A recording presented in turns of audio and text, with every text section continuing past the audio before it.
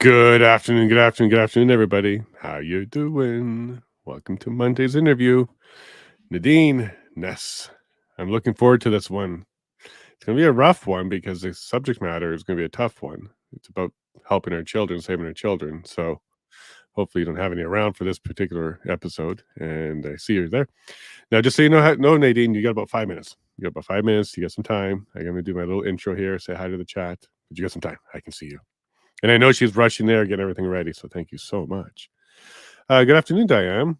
Mackenzie mentioned you. I saw your video this morning. I'm hooked. Thanks for what you do. Well, welcome, Diane. Would that be Jeremy? Mackenzie mentioned that. And if so, where? If you don't mind, was it on Rage? Was it on a tweet? Was it somewhere else? I like that guy. So if he's mentioning me, I'd like to go check it out. But yeah, let me know how you found out there, Diane. Is it Jeremy? Hey, Clay. Good afternoon, buddy. And yet, apology needed. I was looking for you for coffee this morning. Good morning, Clay. I'll have some water, okay? How's that? Some water. By the way, well water. It's well water. We fill our own bottles here. We were talking about wells this morning. We have well water here. Hey, good morning, or good afternoon, or good evening. Where are you? So you're in Manitoba. Yeah, you're 5 p.m. So good evening, Prairie. Hey, Heidi, how you doing? Nadine, Heidi, you're looking forward to Nadine as well? I am very excited. Believe it or not, it took like a good year to line this up. She's a very busy lady. She's got lots of things to do. So thank you very much for making the time. Hey, Susan, my graphic artist to be, from what I understand from Paula. She likes what you're doing. Thanks for your time there, Susan. So let's keep going on that. Hey, Tim, how you doing? A nice Alberta flag. Nadine is awesome. She absolutely is. She's very awesome. And if you haven't seen her video yet, go check my tweet. I put it on there. I believe it's one of her most recent ones. It's a 20-minute video. And if she has to run because of her children, she did let me know she may have to run. So if that happens, I'll probably play that video for you. Don't worry, we're gonna fill this up with Nadine for sure. And hey, Darlene, nice to see you. Oh my gosh, so many people. Yep, it was on YouTube. Was that his last rage, Diane? I'll go check it out if it was. Hey, Ken, nice to meet you, bud. Cheers. And Lori, good stuff. Heidi, Susan, Brenda's here as well. Brenda, I even saw your comment that you were running late this morning. Your alarm clock didn't go off. I'm not sure what it was, but I saw your comment. Welcome back. Hey, Catherine, how you doing? Francisca, hello from Calgary. Nadine is awesome. She sure is. I hear her on the Shadow Show. I heard her on the Shadow Show. Yeah, she's awesome. She's everywhere. She's got quite the message. We're very pleased to have her here. Very privileged to have her here. Let's go and looking forward to it. Bon les amis. Bonsoir les amis. Hello, my friends. Or hello, good afternoon, my friends. Something like that. Hey, Carrie. Good evening, Jason, folks. Enjoy your show. Wow, there's a whole bunch here. Sad Sack, welcome. Oh, Padge is not here right now. She had to go to town and take care of a doctor's appointment. Very special one. So we let her do that. And I'm trying, guys. You guys are amazing. Hey, Janine. Nancy Drew, welcome back. Hello, Jason. Denise, how you doing?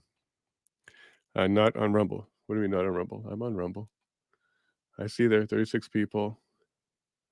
I see it. Yeah, no. Even the not on Rumble was on Rumble. So it should be there, Denise. Take another look if you want. Hey, Diane, how you doing? I've mentioned that a few episodes ago. Oh, okay. So for Rage. Okay. Yeah. I got to catch up on some of this stuff. It's been a while.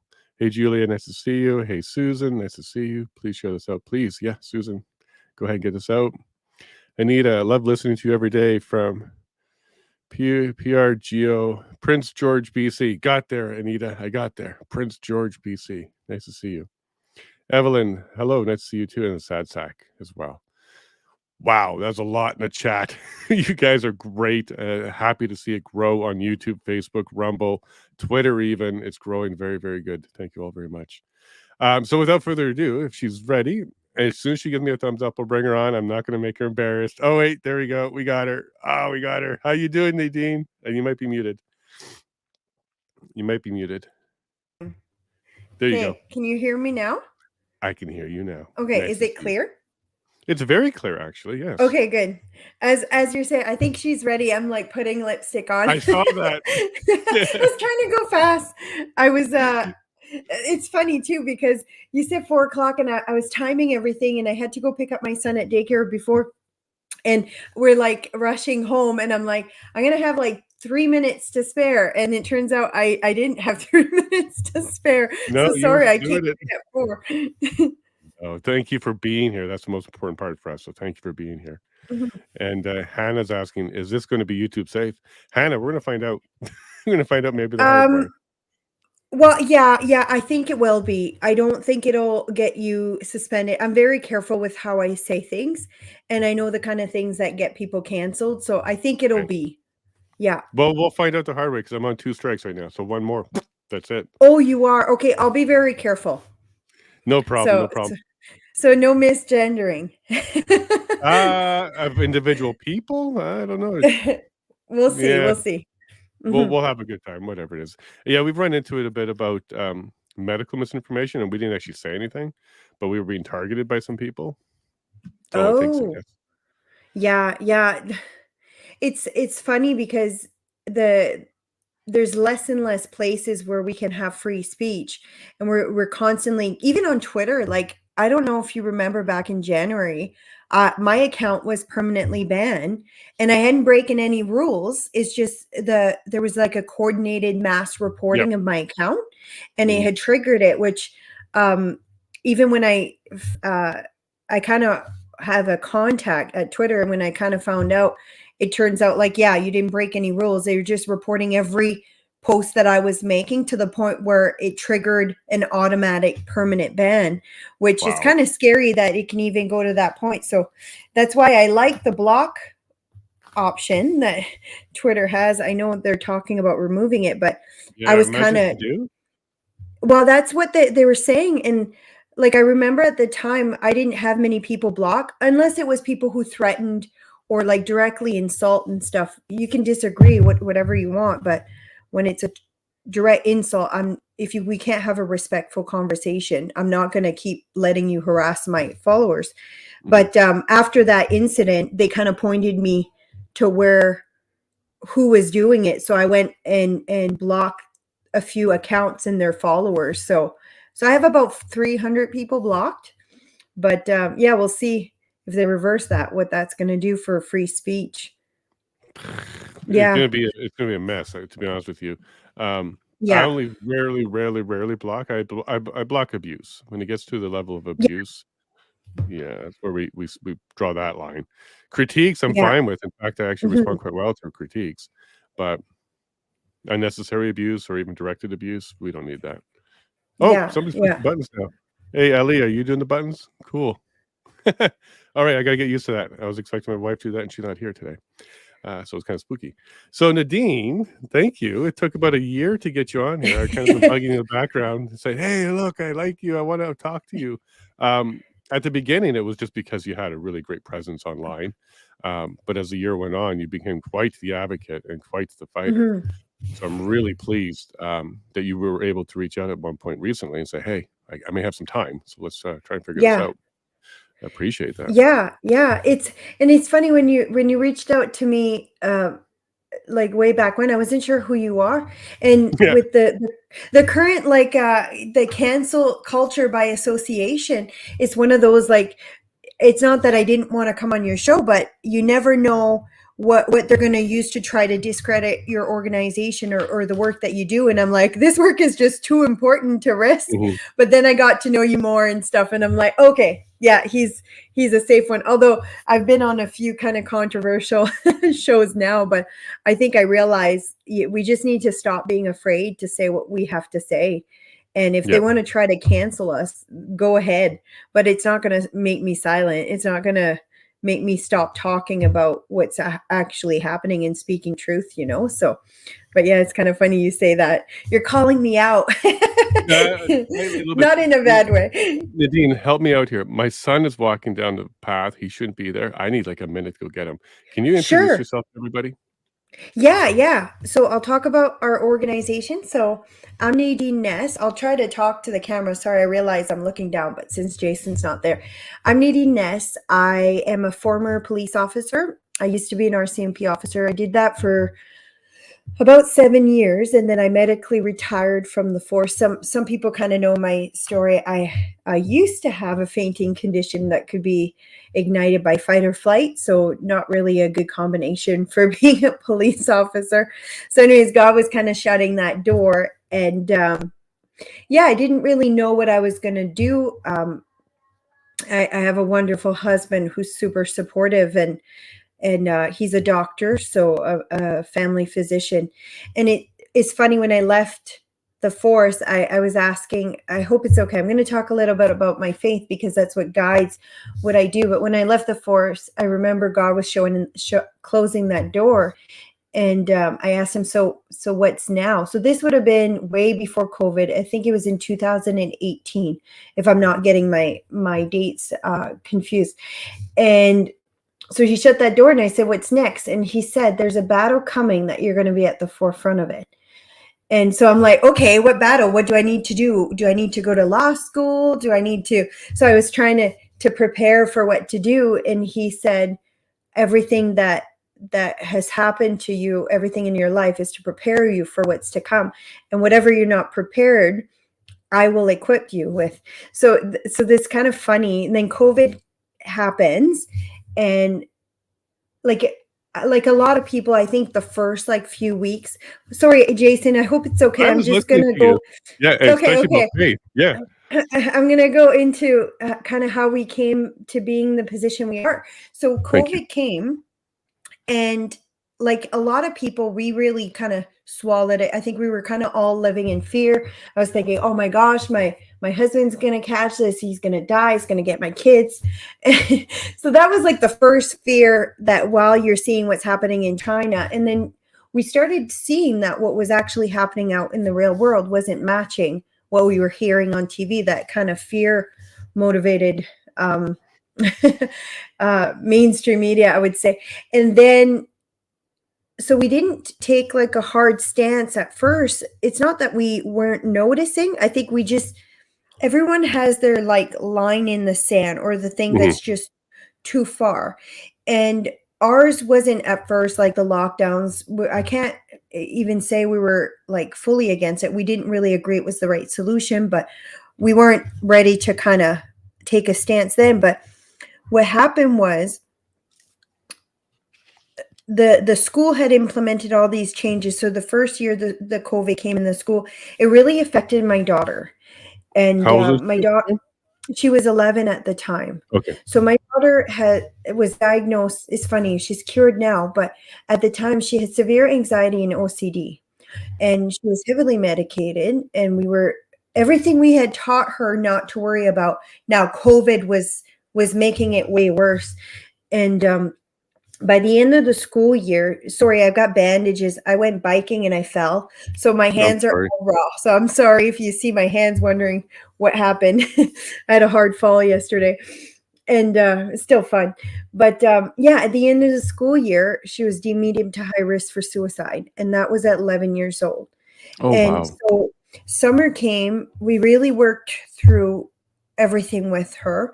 And we thought, great, the new school year, they were announcing that they weren't bringing anything in. So we were really excited about that. And then I saw a lady in my town page post, when's the next school board meeting? So there was rumblings that everything was coming back, but we hadn't heard yet. So I messaged her to see if we're on the same page. This is at a time where everyone was so afraid of posting things because they'd get attacked, right? So Right. we would message each other, are you worried about the same thing I am? And it turns out we were on the same page. I'm like, yes. I'm like, let's meet at my house on Saturday for, we'll discuss something. We'll do a presentation in front of the school board. So what we wanted to do is, they were so zoned in on COVID that they weren't thinking about all the other negative effects that it was having on our children. So I said, let's meet Saturday. She had a few other parents that reached out. So I said, okay, I'll start a Facebook group just to share my address. And it was a private Facebook group, by word of mouth only, invite only. So I thought there'd be like 10 Nice of and us. safe. Yeah. And so we started it. Within 24 hours, we had 850 parents from our school division alone join that Facebook group. So I like quickly erased my address from there, and we ended up renting a hall. And then about 250 people showed up, which is a huge amount of people to actually show up to a meeting.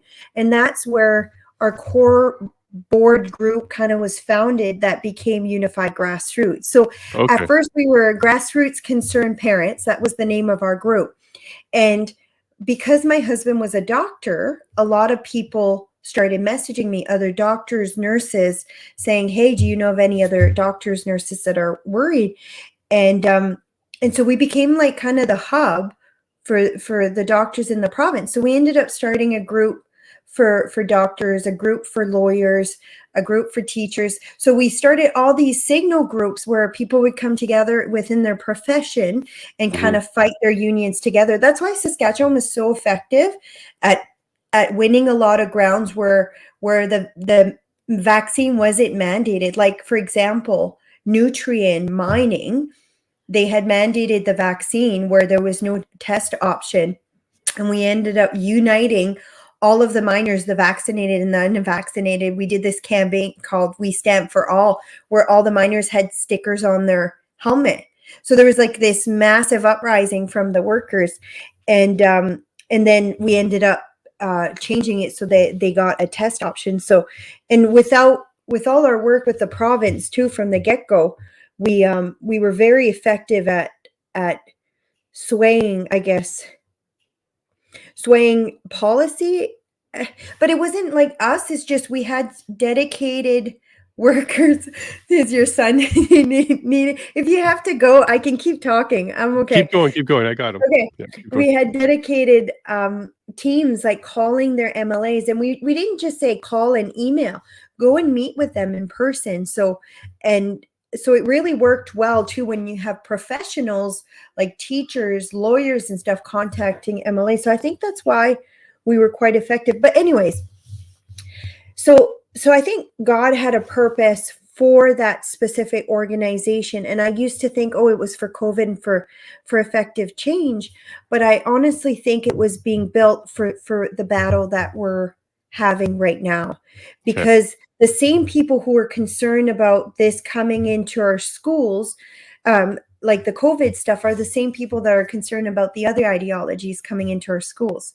So we already have like a groundswell of parents that are upset and wanting parental authority. It was the same thing we were fighting with the COVID stuff, right? We wanted parents to be able to decide. So yeah, and so it kind of just naturally moved that direction. And when I said earlier that God had told me there was a battle coming, that everything that had happened to me was to prepare for it, like with my personal past experience in my life, what I went through as a child versus becoming a police officer, having the specific training that I've had, I'm equipped and I'm qualified and have the professional backing to justify the things that I'm bringing to light. So it's not like I'm just nobody that saw something online. Like, I have specific training on how to profile child sex offenders. There's not a lot of people in Canada who has that training, and not a lot of people who have that training who can speak publicly on it that aren't tied to their old job. You know what I mean? So I think a lot of police officers are seeing the warning signs, but it's either you speak, you lose your job, right? But it's funny. I've had a few reach out to me, and I've made a connection this week that's just a divine connection. It's a former police officer with the same training I have, who turned psychologist, who now helps men who've been victims of sexual abuse. So we're going to work together to develop programs on how to help victims who've had past abuse, how to detect people who are at risk, whether it be victims or whether it be offenders, how to detect warning signs of grooming. And when I say grooming, I mean that word is being so overused right now. Unfortunately, is there a resemblance? Yes, but that word is being so overused that it's become desensitized. And I'm hoping we're going to be able to get the reins back on that, because it's very specific what grooming is, and Can we do that right now? We could. I could bring some examples here. Like, there's different stages of grooming. Here, give me a second. I'm going to see if I can Quick open question it up before you. What's here. the difference between Yeah. grooming and indoctrination? So indoctrination is you're working on the mind of somebody, and grooming is it's for a purpose. Yeah, so grooming has specific, so grooming can be grooming others, it can be grooming children, it can be grooming the environment and the family. And the offender himself actually goes through a self-grooming process. So I can talk about that a little bit. If you're okay with me delving into that, just give me a Please do. second. I I'm think just it's gonna, important for people to understand because, like you said, it's being diluted and watered down. It's it is racism very and all that much. stuff, and it Yeah. shouldn't be. We should be careful of how we're using that word, so we can keep the power of that word. Yeah, and that's the thing, right? It's so easy for the people who are trying to push this agenda to to to um to minimize the true threats that we're seeing for our kids because that word gets so thrown around so much. Which, like, I agree that there is a lot of similarities, but you'll notice, like, I spoke about it without even mentioning the word grooming. And Mhm. I think if you do a search on my profile, I'm not even sure I've used that words unless I would, well, I haven't even really gone into this. There's going to be more videos coming where I'm going to talk about specific things that you can do to protect your children. I'm going to talk about the different kinds of offenders, where you can find the offenders. Like, my next episode is actually about sexual offenders hiding in the church. So we always hear, anytime we bring up specific problems or things we don't agree with coming into our school, that first attack is, well, what about, because they know I'm a Christian, what about the sexual abuse in the church? And like, I agree, it's a problem. My offender was actually an elder in the church. And Sorry. what happened to me is actually why I was atheist for most of my life. I saw the church as this really negative cult like and thing where evil people hide and pretend they're all perfect when they're not.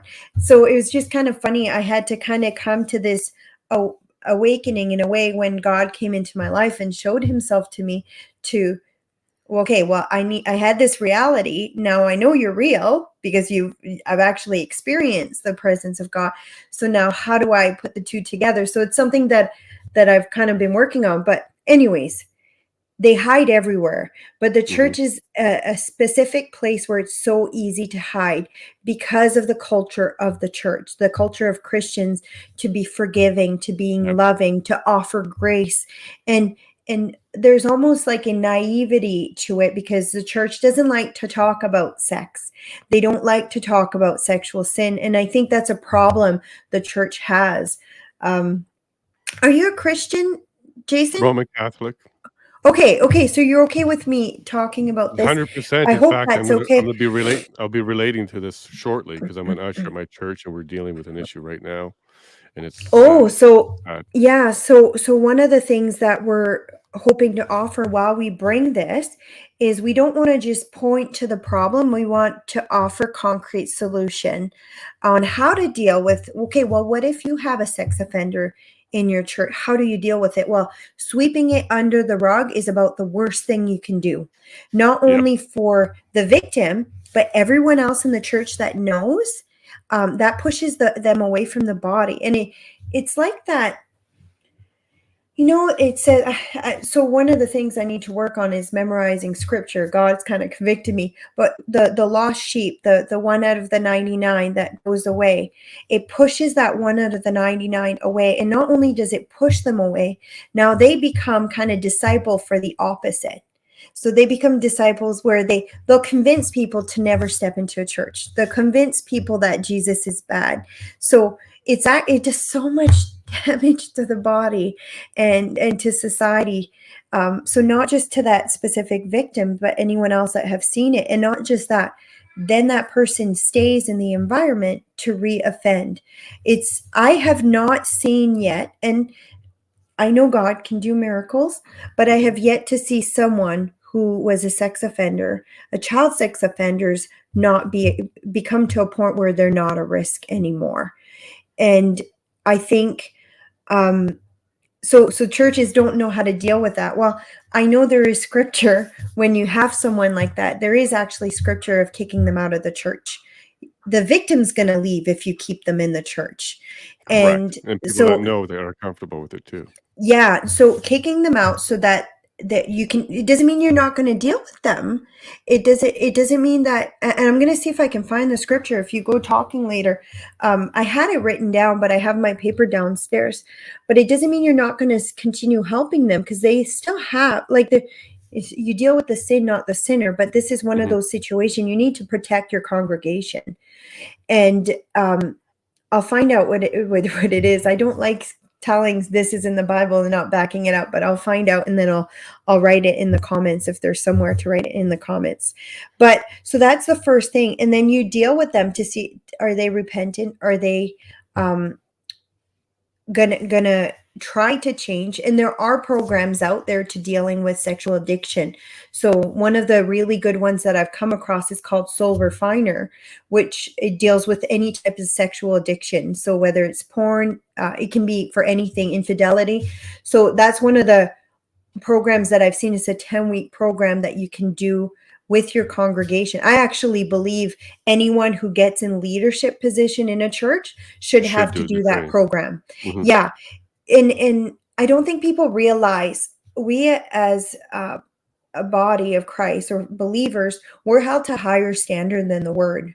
And we I'm trying not to read the comments and distracting my ADHD. But yeah, we're held to higher standards. So I think as a church, they should demand this out of their leadership, to do that course no matter what, because sexual sin is I'm trying not to do a sermon here, but it's so important, because I feel like that's what if we're going to deal with this outside in the world, we need the body that knows this is wrong to be purified so that they can take on that battle. But sexual relationship in the context of a marriage is supposed to be a direct reflection of our relationship with Christ. So that's why they always say the bride of Christ, right? So it's the closest thing we have to the relationship we would have in God. It's the closest thing we have to what it would be like in heaven, euphoric, joyful, all these positive endorphins, right? So it's not surprising that it's the first thing to get attacked, the biggest thing to attack in our children, in all levels. But anyways, it is sounding like a sermon, but it just goes to show that it's not surprising that it's getting attacked in the church. And in fact, the lady that I was talking to that studied men, so she works with primary men who've been victims of sexual abuse. She said about 50% of the victims, the abuse happened church related. So either with someone who was in the church or a pastor, or think 50%. And so without recognizing that as like a huge problem, I think it's something that definitely needs to be addressed. But anyways, I'll get into the grooming. I'll stop with the whole sermon on the church, but I think it's so important to talk about. If we're going to talk about sexual abuse, we can't not talk about that, because 50%, that's a huge amount. So it obviously, pedophiles will hide in other places. They'll hide in schools. They'll hide in extracurricular activities. So coaches, Girl Guides, Scouts, all of that are very high. Anywhere that someone will have unsupervised access to children is where they'll hide. And that's where they'll hide. But most of the time, they'll also be family members. So the biggest 90% of sexual abuse happens to people the parent know. So personally know. So it's part of the grooming process. So I'll kind of step into it. So there's 3 layers. So there's grooming themselves to look the part. So I'll get into that in just a minute. The person doing the attacking to groom themselves. Groom themselves. So an example Be of that will trustworthy be, and all that. yeah. So we seem to think of pedophiles as like the big van with the ice cream, and most of the pedophile look like just you and I, look like normal people, and they're often very charismatic, very good manipulators. They will often be people that it will often be that people will be completely shocked.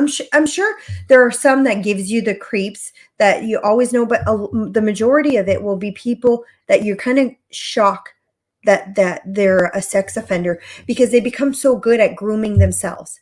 So grooming themselves was also be like getting a teacher's degree, or getting a pastoral degree and things like that. So they'll kind of make themselves easily trustworthy, easily liked. So that's part of the process. And then the next one is groom the parents and environment. So I'll give an example of that here. Give me a sec. I'll go. Well, being friends with the family, making events, Yeah. So time with first they'll them. kind of search the target. So they'll find specific victims that are easier groomable, I would say. So there's certain things that make you high risk. So, but it doesn't mean it always fits this. We seem to have this mindset, well, it's going to be the lonely child that his parents are too busy, but it doesn't always fit that mold. But there's certain things that increase the risk. So single parent household are more at greater risk, only because the parent is more desperate, so to speak.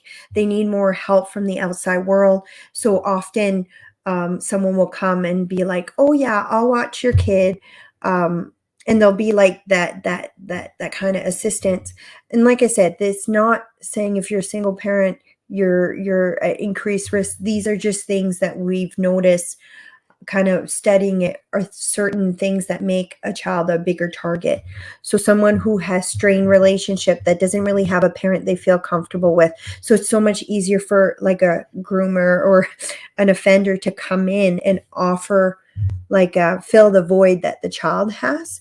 So they'll often find their victim and then they'll groom the environment. So they'll develop a relationship with the parent, or they'll part of the grooming the environment would be like grooming, let's say an offender is in a classroom, he'll groom a classroom. So he'll kind of make it so that they're more accepting. He would be known like a hugging teacher, like a teacher that touches kids a lot, not necessarily in a negative way, but like he'll slowly kind of groom the environment where it's not weird for this teacher to come and hug kids because he hugs everyone in the class, kind of thing. So things like that. Or for example, a congregation, he'll set himself as the person that the youth will trust, the youth will come to. Everyone in the congregation will know, hey, this is someone that can help our youth that are struggling. So things like that. I'm going to go back and see if I have it like kind of in a PowerPoint here. I was sent this and it's been really helpful. But now it's not moving. The series that you're making, the 10-part series, is it like a 30 minutes each? Like, what are you thinking there? Well, it depends. People's attention span is so low that I wish I could do like 1 hour series, but right now it's so important before the school year starts that this information gets in front of as many parents as possible. So I've shortened them up. But when I go into really how do you protect your children from sexual abuse, that one will be more in-depth and detailed and will be probably like 1 hour sessions. So, but right now, like the one on the church will be just, I'm trying to keep it under 10 minutes. And then the next one will be queer theory, which it's going to be a deep dive into queer theory. Where does it come from? What does it mean? And I'm going to kind of make it easier for parents to understand what is it that's coming into our school. What does it look like? What's the game plan going forward? What's the purpose behind it? And who will it affect? And things like that. So that'll be my third episode. And then eventually I'll get into some of the other ones. But yeah, so if you're okay, I'll just talk about a bit more Continue. the grooming. Yeah. So I'm just scrolling down. For some reason, it's my...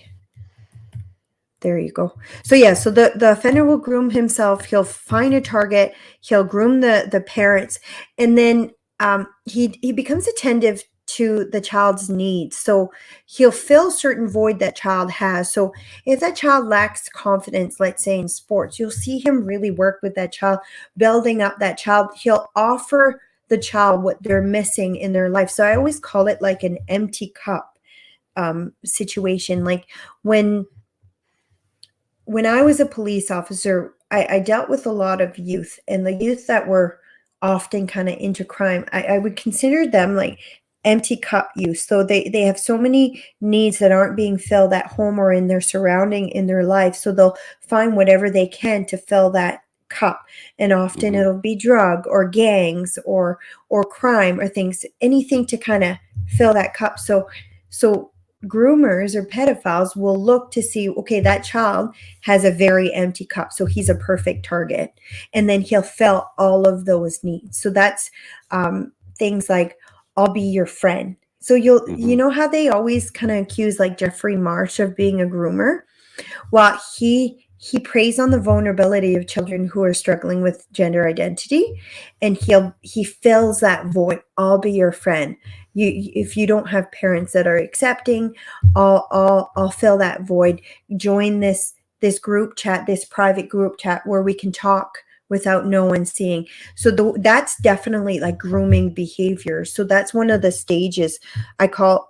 Basically they'll find what the child needs and fill that, and they'll give them a lot of attention, a lot of praises. And that was one of the things that I'll draw from my own personal experience.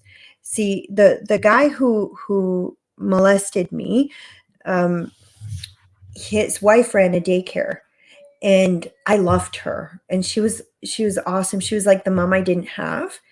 And but he would constantly, he knew I needed attention, so he would constantly give attention, always giving praises, always compliment, which I never got from anyone else. So people have asked me, well, why did you like going there? Because he filled the need that I didn't have anywhere else. I mean, I was 8 years old, right? So they're very good at doing that. And then so that would be stage 3. Just a sec, I'm trying to move to the next slide, but it's not working. Stage 4, so they'll create an opportunity to be alone with the child.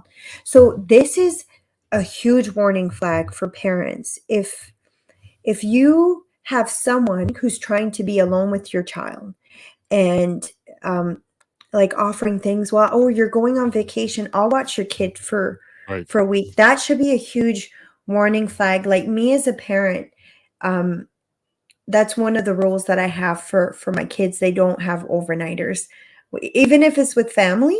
I just don't feel comfortable with that, because I know you're creating a risk opportunity. So that's one of the things. So if your children's in sports and you're going to a tournament, often offenders will say, well, it's okay, I'll share my hotel room.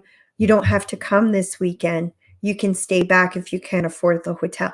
So they'll create situations like that to be alone, or summer camps, or the church will organize like an overnight summer camp so the kids can come.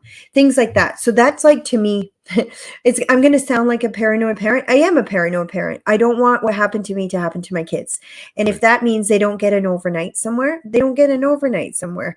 I don't want to look back and say, hey, I kind of knew and I didn't do anything about it. So I haven't even, like my daughter a few times, um, more recently we've allowed it, but because I know she's at a stage in her life where she would push back, she would say no, she knows to recognize anything, Okay. because we've spoken about it so much. But she's 13, going to be 14 this month, so she's at an age where I feel like she would call me right away. So but yeah, so they'll do that. They'll create opportunity where they spend the night, or he'll drop something on his clothes and we'll change, drop something on the child's clothes, we'll change. And then they'll continue like building that relationship with the parent as well. So that's one of the things. So if if an adult's trying to be alone with a child that's not their own, that should be a warning flag. If what they're offering is too good to be true, should be a warning flag as well. Now, the next step is increase child's acceptance of physical contact. And this is the funny part, because they don't just do the physical contact when they're alone with the child. They'll often will do it in front of the parents to build trust that it's okay for that adult to touch that child. So they'll be, let's say it's a coaching situation, they'll actually go to the child and hug the child in front of the parent, pat the back, just do a lot of physical touch with that child, even in front of the parents, because then the child thinking, oh, okay, it's okay if he touches me because my parents are saying this, they're not stepping in, right? So it creates that trust. So one of the things that I often will see, like when I'm profiling, not that I can shut it off, but when like if I'm out in the mall and stuff, or out in a church, I can't really shut it off, but when I see someone constantly physically touching like kids that aren't theirs and other people's kids, to me that's like a huge warning flag, warning sign. Not saying everyone who touches a child Right. is a risk. I'm not saying that, but it just adds to okay, that's interesting. So you always see like the Biden videos of him kissing children, Sniffing making and them feel nibbling and right. yeah. That's a huge warning sign. So if you see that with someone doing that, and it's just so natural for him to do that, like there's nothing in his mind that says, Nothing "Oh, this stopping is him, yeah. not okay." Mhm. But he, even though the child is visibly not feeling comfortable with it and he's still continuing, to me that's like a huge red flag. And that's not because I don't like Biden, that's No. just my past training and experience. So And for sure so by now they've told him to stop too. I'm sure by now well, someone's pulled him aside and said, yeah. "Look, you gotta stop," and he still does it. And So big red I flag. think it's just like so used to it because it would have, look, I'm not saying Biden's a pedophile, but I'm just No, but saying there are like in red body flags. language and trying to tell someone to lie and stuff like that, it takes a lot of indicators to tell you. So Yeah, not just one. exactly. But So that's one of them. So if you yeah. have someone, and as a parent, I think um there will be times in your life where you'll see someone's interacting with interaction with your child will give you like a negative gut feeling. Yeah. Do not ignore that. Like so many parents brush it off and ignore it. Um, and the reason is funny, the church is notorious for that because they want to believe in the best in people and they want to believe a Christian would never do that. But we know Christians are fallen people. We're not Jesus, even though we try to imitate Jesus, but that's something that they'll always ignore, that gut feeling. And I think as a parent, your biggest tool is that gut feeling. If yeah, take that. Always trust your gut. Yeah, and a lot of the times when you talk to parents of children who have been victimized, they always they were like something didn't feel right, but we didn't really know. And it's uncomfortable to say, hey, I don't want you touching my kid. It's Mhm. uncomfortable to It have can a be. confrontation, right? It's and we as humans we want to avoid confrontation. So let's say, for example, your kids go to children's church and you show up that day and there's someone that you have a bad gut feeling. Well, you're not going to grab your kids in front of them and say, no, never mind, they're not coming, because you know it's going to make an uncomfortable situation. So a lot of people will just put them and say, oh, it'll be okay, right? And then it turns out that that person's not someone who should have been around your kids. So trust your gut. And even if what your reaction is going to make someone else feel uncomfortable, it doesn't matter. Mhm. If you just need to follow that gut, and that's what's going to keep your children, it's one of the things that will keep your children safe. Like even my father, when he came forward, he's like, we always kind of felt something was wrong, but um I mean, they were so nice, right? And you don't think it's going to happen to your child. You don't think that we always think that's something that happens somewhere else. We don't think Correct. it's something that could happen to us. And by sheer facts alone, I think this should be another one of your takeaways. 1 in 6 men, boys, will be sexually assaulted before they turn the age 16. 1 in 6. Wow. For girls, it's 1 in 4, and that's a number that's possibly not accurate. It could potentially be higher because a lot of sexual abuse, especially men, go Unreported. unreported.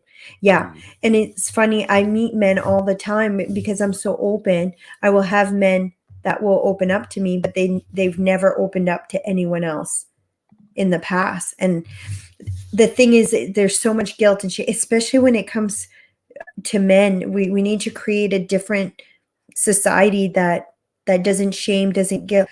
I don't know what like the full answer is, but there needs to be more done for men who are in this situation, because it really does destroy them.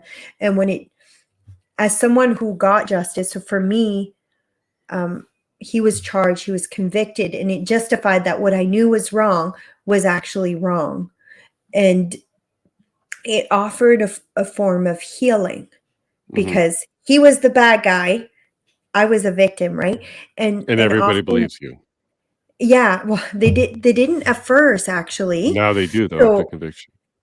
well, after conviction, yeah, he confessed to everything. And it's kind of funny because when after he got convicted, he told the family, he says, I only confessed to it so that she didn't have to testify in front of the courts. I did this for her. Like, it's Wonderful. just funny that that manipulation that they'll do just to the rest of the family and the congregation, that oh no, I'm going to take this punishment because I don't want her to be embarrassed and have to lie in front of the courts. And it's just so insane to me that he would even say such a thing instead of just admit. But yeah, and a lot of the people didn't realize how bad it was. And she ran a daycare, so there was other victims, but they were so young that it never, like, we only found out about one of them 6 years ago, who was 5 at the time. So she kind of approached me, and she was having nightmares. And I talked about this on Shadow Davis. And so she didn't know what the nightmares were. So I said, well, explain them to me. And she basically explained my memory. And there's no way she would Right. have known. I had never shared publicly what he had done and how and where and stuff. And what she was seeing in her nightmares were the same window, the same shrub, and the same tree. So it just goes to show how you can, 30 some years ago, they kind of suppress that memory. But, Or not and even I asked, understand it. or just, well, and it's funny, I said, well, because when it came out, all the parents are whose kids went to that daycare were like, was this happening to you? And she got asked, and I said, so why didn't you say anything? She didn't know. And she said, well, she did know, but she said, I thought I was going to get in trouble. Oh, So, and that's the thing with sexual abuse, right? There's so much, especially in faith, because no one talks about it in church, which is such the biggest mistake church could do, is not talk about sex and not just say, oh, it's for when you're, if they were to talk about it in the godly context and actually approach the subject, there wouldn't be so much hesitation for children. There wouldn't be so much shame attached, and they would be able to say, hey, yeah, this happened, but she was afraid she was going to get in trouble, because anything sex before marriage is wrong and is a sin. So she kind of thought of it as she was gonna get in trouble, which is really oh, unfortunate. But that's something you see a lot with victims, and they don't come forward. Thankfully, I'm so thankful that I had the courage to come forward to my parents. And it's funny because I didn't come forward with all the details at first. I would do little hints, hoping my parents would catch on pick up. and would not allow near me, or wouldn't make me go stay there when they went on vacation. So it was little hints, but there was just come a point where the last one really scared me, and that's what made me come forward. I said, "Look, he's doing inappropriate things. He's touching me. And then when I said that, um, the really sad part, I know my dad feels guilty now, and I understand his mindset behind it, but he didn't go to police first. He actually said, okay, we're just going to make sure he doesn't come near you. But he Oh, was doing that to protect me, because he didn't mhm. want me to get the shame attached to what had happened to me in the community. And he didn't want me to have to go through the whole court system, because going through that can be re-victimizing. Mhm. I know that as someone who's worked with victims of sexual abuse as well, it can be very victimizing and sometimes make the trauma even worse for some. But so that was his mindset. And then my birth mother, I went to visit her, and I kind of came forward, and she called police. So police were made aware, and then that's how it kind of all came out. And thankfully, it stopped that daycare from being operational. So it probably saved hundreds of potential future victims from being victimized. So I'm glad I came forward and went to police. But okay, so I Well, know quick we're question for you. probably We're on this part sorry. though. So while you're on this part, there's a lot of modules and stuff for victims to come forward, teach them to come forward, that kind of stuff.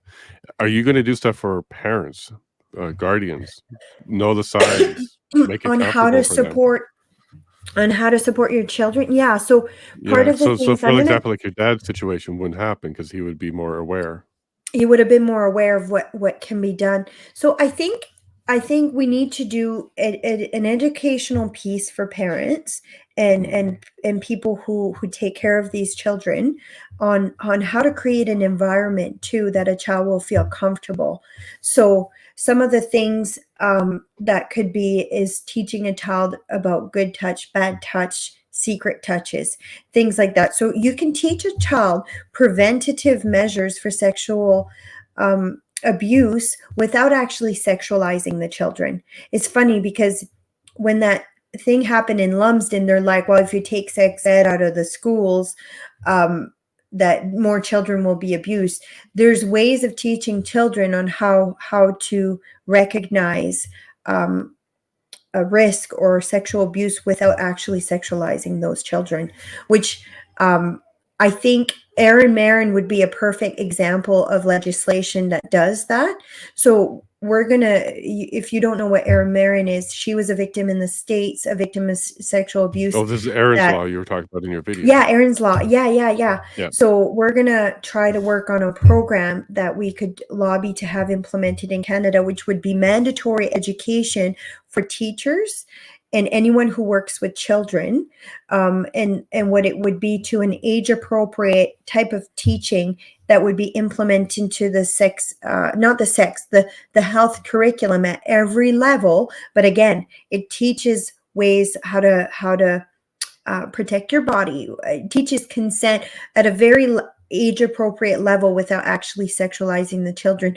I don't think there'd be many parents that would even be against teaching that, because it would just be teaching them about how kids can protect themselves, have autonomy with their own body and stuff like that. So, but Aaron Marin has one in the States, and I think it's good for the States, but we would need a Canadian version of it because there's different culture aspect that kind of comes into it. So I think amending it a little bit, making it fit Canada and bringing in experts as well into it to, when I say expert, I actually mean experts. I don't mean activists.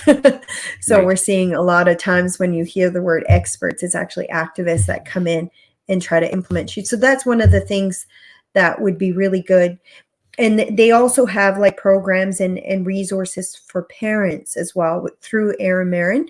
So we would like to create that. And I was talking to Nikki, the girl that I told you, she used to be police officer, now she's a Right. psychologist, about potentially creating training material or videos for parents who don't feel comfortable with the current sex ed, that we could do age appropriate sex education that they could provide their child at home, Correct. and they And could that'd be a good way. review it. Yeah, they could review it before to make sure it fits their family values and stuff. So that's one of the things that I think would be good if we created something like that for the people that are really concerned about the school stuff, that they would, not every parent feel comfortable teaching about the birds and the bees to their children. So it'd be cool if there was a resource we could provide parents to kind of, for them to be able to take handle of it. So yeah, that's one of the things we're kind of talking about. We're brainstorming so many ideas that on how can we help kids from becoming victims? How do we help parents? How do we raise awareness? Because it's such a taboo subject that no one seems to want to talk about in the general public, and not just that, in the church as well. And I think if we can kind of find a way to do that in a safe way would be really good. But yeah, sorry, Uh, we're kind no of going worries. all over the place. No. This is good. I like to let you go because truth just comes out, and sometimes God speaks through you. So I don't want to stop you. Um, how do we distinguish this between what's kind of happening now and the negative? So we hear about child indoctrination and sexualization at the young age, where they're telling them your gender is fluid. Come talk to us. Don't talk to your parents. We'll let you do your own pronouns here in secret from home, and we're letting you do all of that. That's almost the environment that you also want for kids to learn about not being touched, and how to come forward, be more comfortable, because in case it's happening at home or with family members, you want an environment where they can come forward.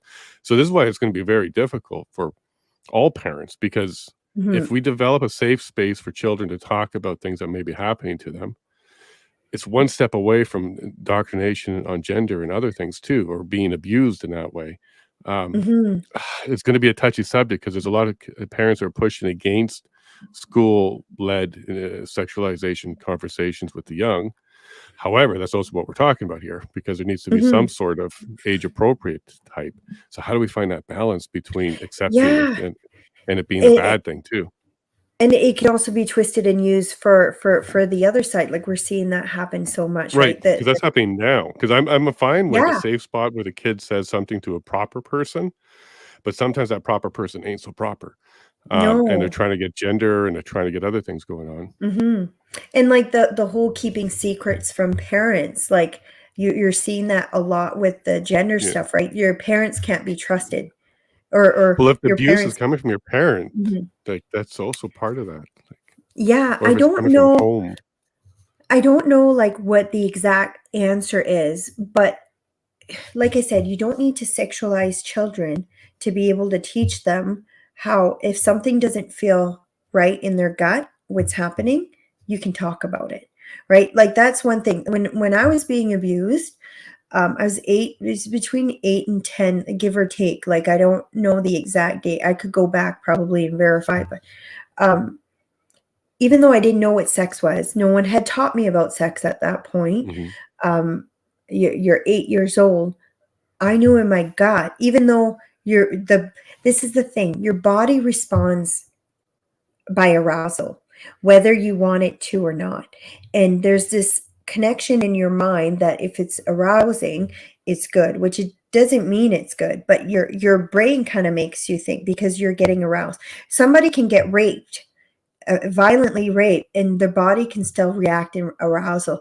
That's why sexual assault is so damaging to the mind, not just the physical body. You can heal from the physical body, but it's what's in here that's really hard to heal. So one of the things I knew at the time what was happening was wrong, and it's not because someone taught me, it's because I knew it in my gut. I knew what was happening. Even though my body was reacting positively, I knew in my gut that it wasn't good. And it's not Right. because society told me at the time, because it wasn't even something I had had a conversation with. So teaching things to children, like, if something feels wrong in your gut, it's okay to say no. It's okay if you don't feel like hugging someone, you don't have to hug that person. You can say no, I don't want to hug you. So there's a difference between teaching that kind of bodily autonomy and teaching sexual education.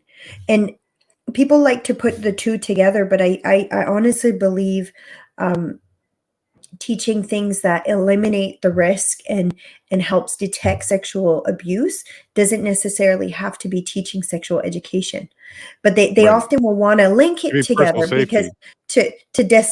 to justify sexual education to certain levels that parents might not be comfortable, while this will help you protect your child. So if you look at Aaron Marin, there's two different aspects of it. I'll go more in details later on, but I haven't like researched it 100% to say I'm prepared to give like a slide on it right now. But all I know is there's certain things you can teach without actually going there. And we learn that as police officers when we're interviewing children who we believe are victims of sexual abuse. Well, you're not going to ask, did he have sex with you? You're not going to go into leading questions like that. You start with, teaching them what are good touch, bad touch, secret touch, and did this feel good in your gut? Does it feel good physically? Things like that. It's kind of like a slow approach, and I think that same kind of approach would need to be taken. And I think that would be the safest way to do it at a school level, but I also think people can take it to another level. So I think it would need to be a specific guided curriculum that can be approved, for one, by parents. Mhm. And maybe if we start seeing that parents aren't okay with something that's not even sexualizing your children, then that should be a red flag. Like if it's not even sexualizing your kids, you're just teaching about like your own gut feeling and stuff. Like if parents are upset with that, that to me would be a red flag. On the parent for what? They're not comfortable with let's the say subject, or let's say we create a program that's not even sexual education, that's just teaching about bodily not being alone autonomy. with adults. Yeah. Or you don't need to hug someone if you don't feel like hugging someone, right?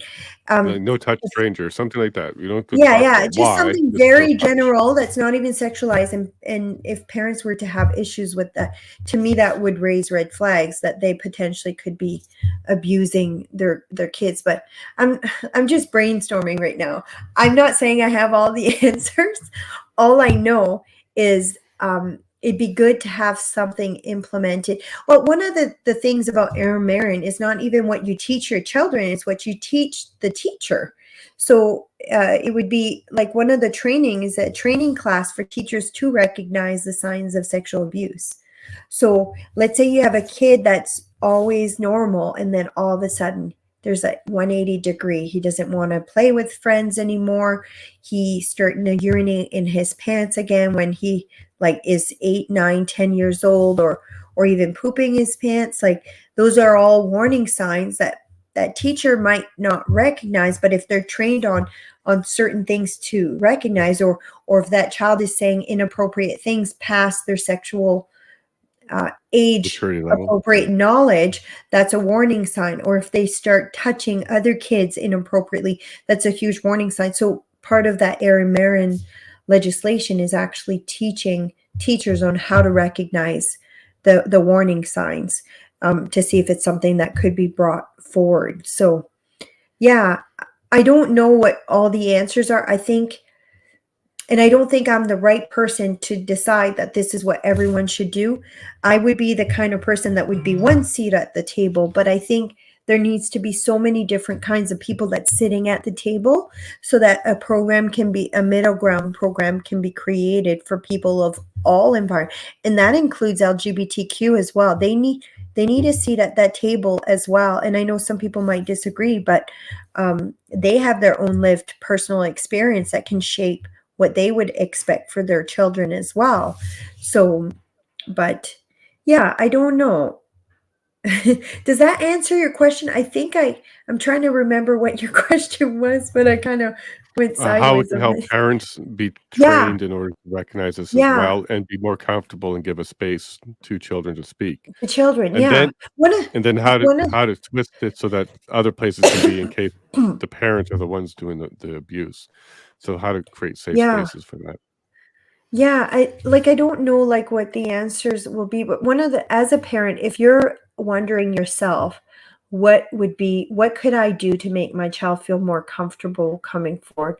It's so important to have open conversations with your kids and not just being that parental authority for, I'm not saying become a best friend, but these conversations that I have with my kids. We talk about sexuality openly, not like an age appropriate level, but like my daughter, she's hitting puberty now, so we've had discussions of what her body might react, and if she watches a movie, that this is normal for your body to react like that. So we've had those conversations, but not every parent feels comfortable having those conversations.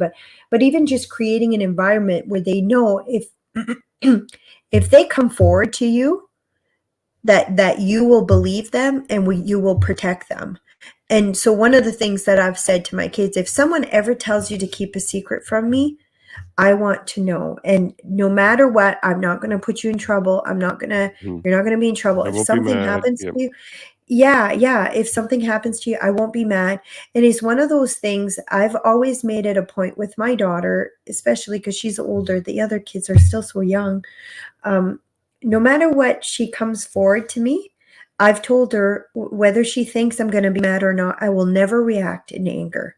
We will figure out and deal with it together and we'll learn from it. So she knows and she doesn't hold anything back. Sometimes she tells me more than she should. Mm. But we've created That's a kind good of thing. that Keep that going. yeah, exactly. Like I'm not worried about her because I know like the one time she was online and someone had messaged her and kind of started asking inappropriate questions. And she came to me and she showed me right away. She said, "Mom, someone's messaging me this." I'm like, "How did you get in contact?" Because she doesn't have really access. And I think it was on Roblox or something. So right away we blocked them. We had that discussion of what some people might do online. They could Mhm. potentially ask for inappropriate pictures. They might pretend they're the same age as you when they're not. So she has to be very careful. So we had those discussions. So the biggest way is for parents to build that relationship. And the biggest thing, spend time with your kids. So Yeah, many you'll know the parents changes. are, Yeah. yeah, and not just that. So many parents are so busy that they don't even spend one-on-one quality time with their kids. Like my parents were like that. I never hung out with my dad or my Mhm. stepmom. The only time we'd hang out is when we'd be yelled at or in trouble, right? But spend time with your kids, do game nights. Don't just watch TV.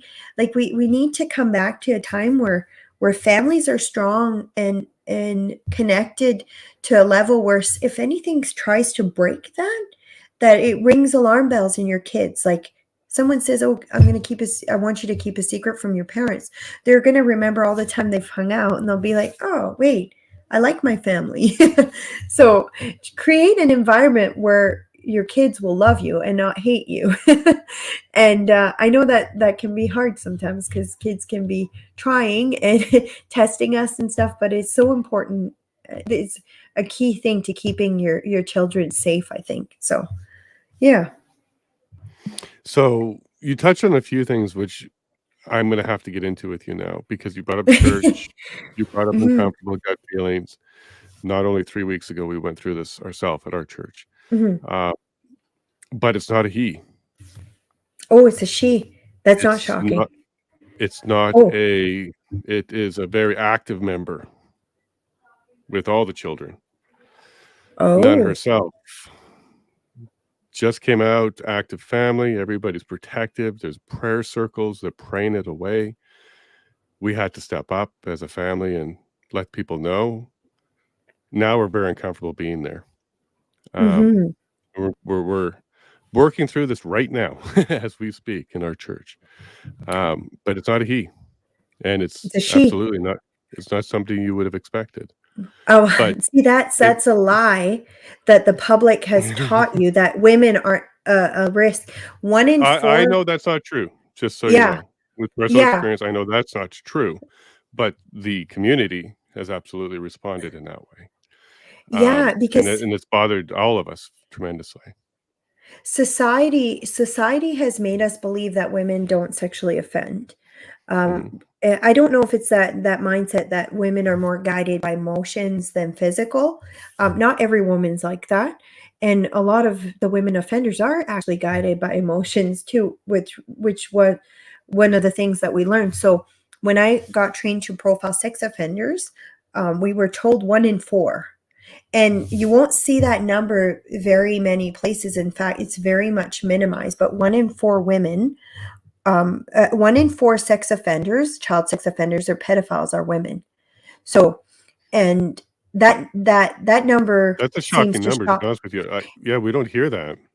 No, you don't hear it anywhere. Mhm. Because, see, remember I said earlier that men almost never come forward, and um, because there's this mentality that if it happened to a boy, that You're he supposed wanted to it, like right? it, right? Yeah, because I'm telling you, that's the exactly what arousal. Yeah, the arousal, right? There's that, oh, arousal means consent. That's a lie. And so you'll see often like teachers will get caught with 13-year-old, 12-year-old, And people will say to the boy, wow, you're so lucky, that teacher's so hot. That's Right? right. But that Yeah. kind of damage, the damage that it does to that boy is unmeasurable. And part of us as a society, we've done a great wrong to young boys. Like I said, 1 in 6 boys have been abused, and they're not all by men. A lot of them are by women. Now, can I ask you something, Jason? What is the Sure. church doing? They're talking. They're trying to make a decision. We went and testified and gave our opinion because the person confessed to us.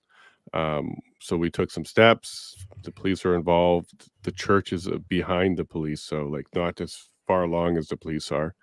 And to be honest with you, I don't know their final decision because it all happened last week. So I'm still waiting to hear back. What I might do is connect you with Nikki, the one that I was telling you about earlier, because again, the church will, for one, they'll be shocked that it's a woman. I'll So tell that's you. I'll even tell you the grooming part happened. So what this groomer did, not just to the child, this groomer went to the community and sat down with people and pre-laid out an entire victim statement.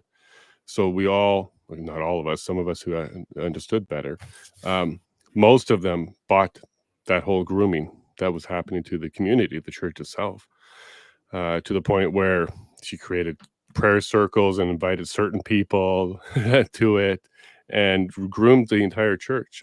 We watched that happen. So that happens. That absolutely happens. Very wise, very smart. they've put themselves in that position, right? It wasn't just like a one-time thing. It's a coordinated thing that, so sex offenders or pedophiles will actually morph their entire world into abusing. What I mean by that, everything they do will be to lead to them having access to children, versus most people in society are not motivated just by their sexual desire. They have career goals, they have this, they have that. Pedophiles will often be motivated by getting access because they can't normally get it in society normally. So they have to reimagine everything around them. So it doesn't shock me that she would have done that. She probably created an environment where she would be easily trusted, would have certain credentials, certain gifts. Nope, she's a babysitter of many families and Yeah. So, foster families. oh, wow. Yeah. So, and the other thing, by the time a sex offender gets caught, or she has often done it numerous amounts of time before they actually get found out. There was a study of sex offenders that a sex offender will have 100, on average, 150 victims in their lifetime, and they'll usually have a victim for 8 to 10 years. So when you think about we talk about notch on the belt, like, 150 victims throughout their lifetime. So that lady, just by sheer, depending how long she's been doing it, most likely has other victims. And does she have children of her own? No, so here's the thing. Unwed, never with a man, very religious family, late 20s now, so kind of past the window of being picked up. It seems like she was trying to have a child of her own at any cost. That's what it seems like she was doing here. But she targeted a very Okay. young man. Oh, okay. That's Do you what it mind me seems like. asking? It doesn't look like there's a multi-victim thing here. It looks like she wanted a statutory rape baby, and that's what she was headed towards. Well, that might be the lie that she said. So if she's targeted one child, she's had a sexual attraction to other child before. So I wouldn't put it in a box that it's not possible.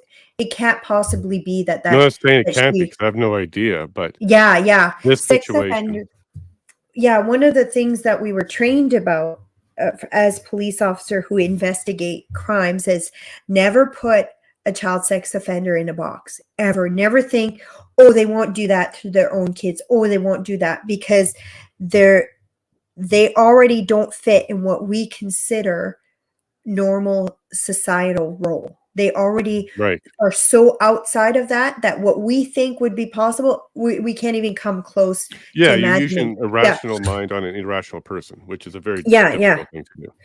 Yeah. So maybe I'll talk to you about this particular case outside of this, but I would highly recommend that the church does not take this lightly. They shouldn't sweep it under the rug. They should deal with this in the most serious of manner, and even use it to set an example to the church that they're not Mhm. going to deal with someone putting children at risk. The Bible's very clear. There's only a few times where Jesus went mafia mode. When I say mafia mode, like he went like hard and took a strong stance. Like the flipping of the table is the one that you're always kind of reminded of. But there is a scripture, I think it's in Matthew, where he says, anyone who kind of hurts children should have a noose tied around their neck. If somebody knows what it is, write it up. I think it's in Matthew. I Hey, might chat, just do you have Google it. Matthew 1 about Mafia Jesus there? Come Yeah, on, chat. Look I this up. call it Mafia Jesus because it's one thing he was so It's strong Matthew about. 5-0, right? 5-0 for the Is it police slang. is that what it's called? No, I don't know I'm yet. just, so if somebody knows here, I'm just gonna And Google then it while you're quick. looking that up, one of the challenges that we had on this one was this person was treated way differently than a male would. There was an admission when we pushed on that one and said, look, if this was a male, would there be a problem with addressing this? And the answer was, oh my gosh, didn't even think of that. The answer is, of course, we would have treated it differently on a male. So even we still have that problem. So you say 1 in 4 are female. I think churches need to learn this. Well, Because they as an don't. usher, yeah, as an usher, I They went through some video stuff, and nah, they didn't touch about ladies at all.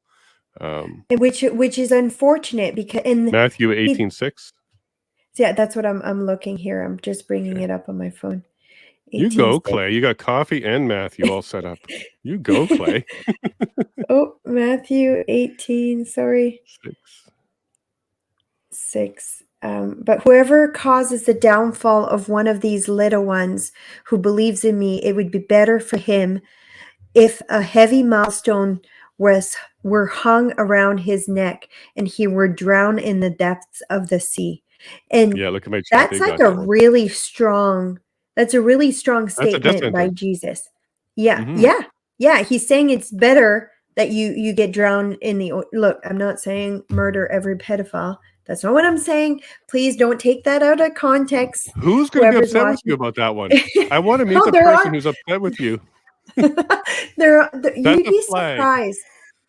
You are. It's That's a a red flag. flag. You'd be surprised Yeah. at the amount of society that is either a pedophile or an ally to pedophilia, which someone asked me, well, do you think that What's the Planned yeah. Parenthood was all pedophiles? No, I don't necessarily think everyone in Planned Parenthood is a pedophile, but there is such a thing as an ally to pedophilia. And this goes into queer theory a bit, because queer theory, the mindset behind it is normalizing any type of sexual deviancy. So that Right. includes pedophilia, that includes sex with animals. They think that society has placed rules on sex, and if we were allowed to just be our natural self, so they say, that nothing sexual would be bad. It'd be like having a preference for food. They actually compare it to food choices. So there are a lot of people that want complete free sexual deviancy, and the percentage of people that do is actually quite high. It would shock you.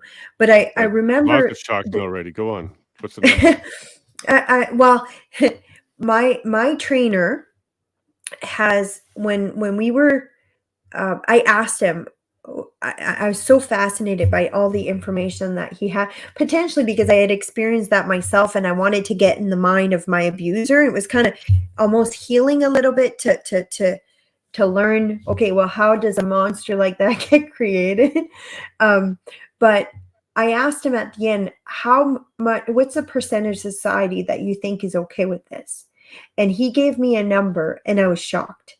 But he said, it could be a little less than this, but in his honest opinion, this is what he thought it was. And he says the reason he thinks it's that high is the amount of unreported sexual abuse that occurs. and the style of sexual abuse. We think always to like an extreme level of actual sex, but there's a lot of sexual abuse that happen at even low level where it's just inappropriate touch. It doesn't always lead to sex, but he gave me a percentage of 10%. Oh, wow. So, and it's That's a funny because problem. when that is a problem, but if you consider how many hide and how much it's hidden, it wouldn't shock me at all.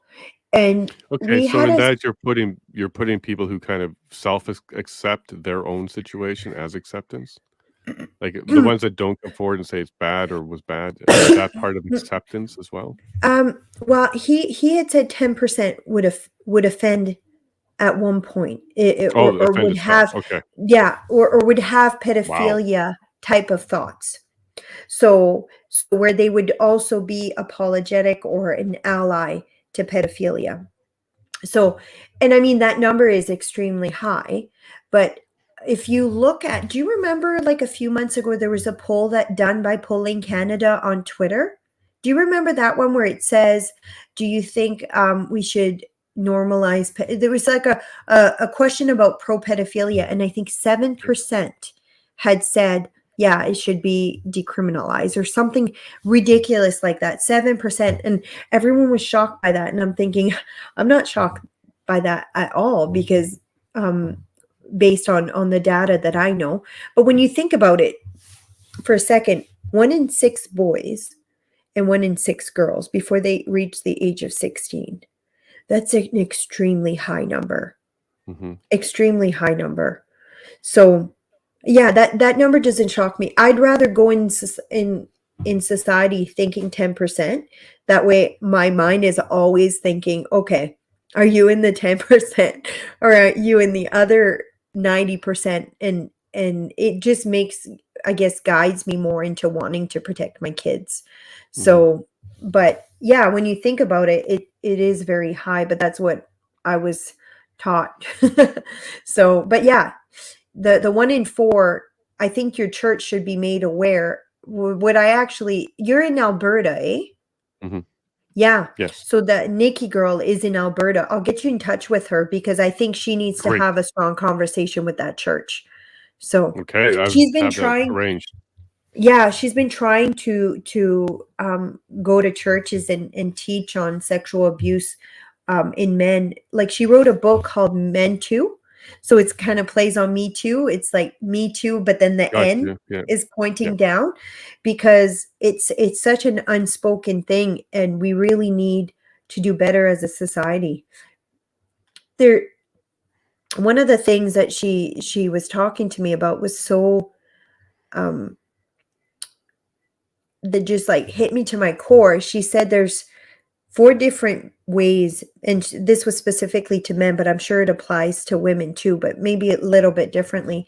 4 different ways that people will react to sexual abuse. So the first way will be the forever victim.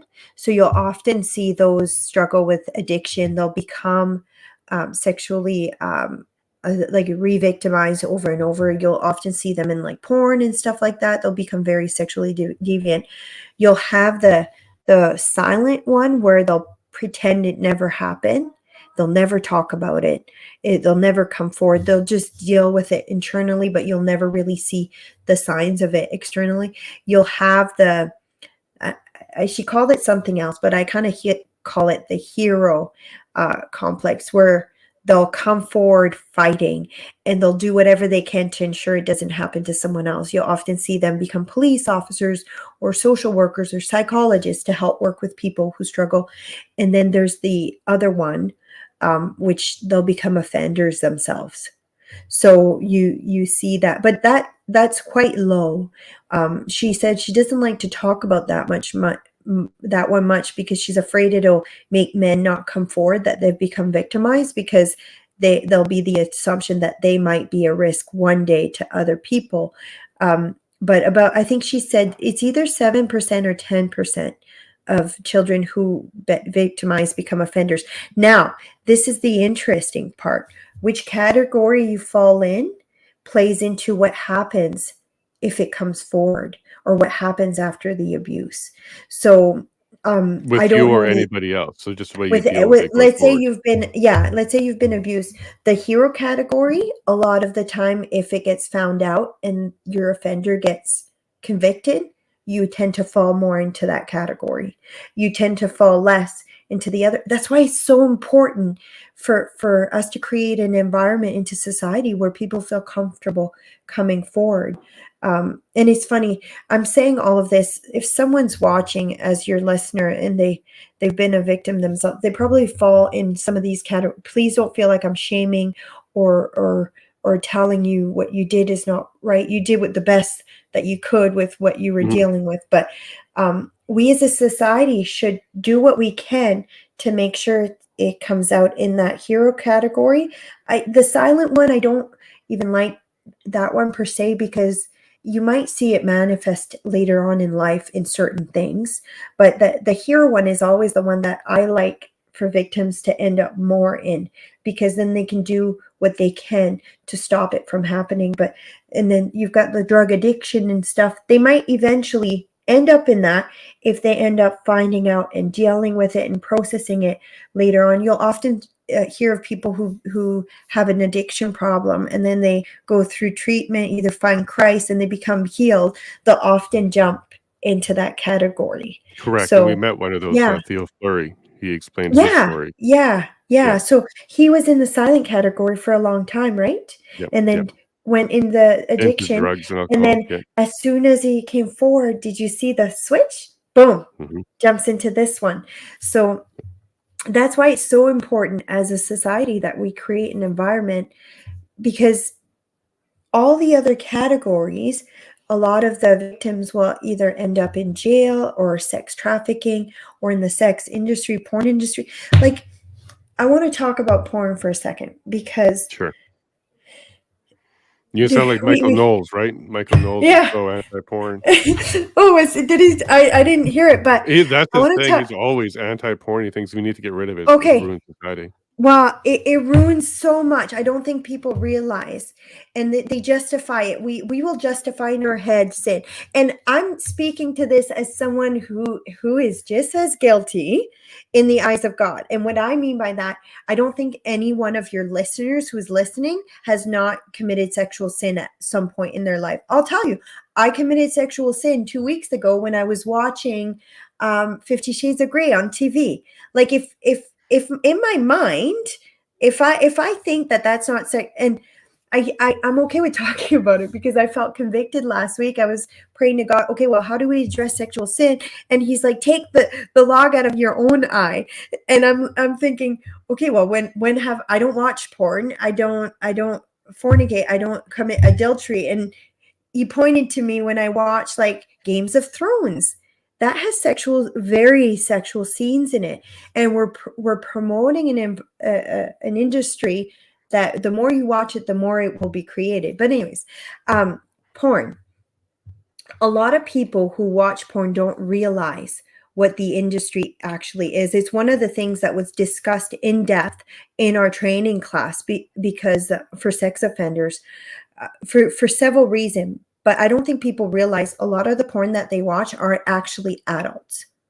So a lot of the victims, especially the women, they'll actually be underage women made to look older. So that's one of the things. A lot of times you think, oh, it's not even child, but you might actually be watching a child being taken advantage of.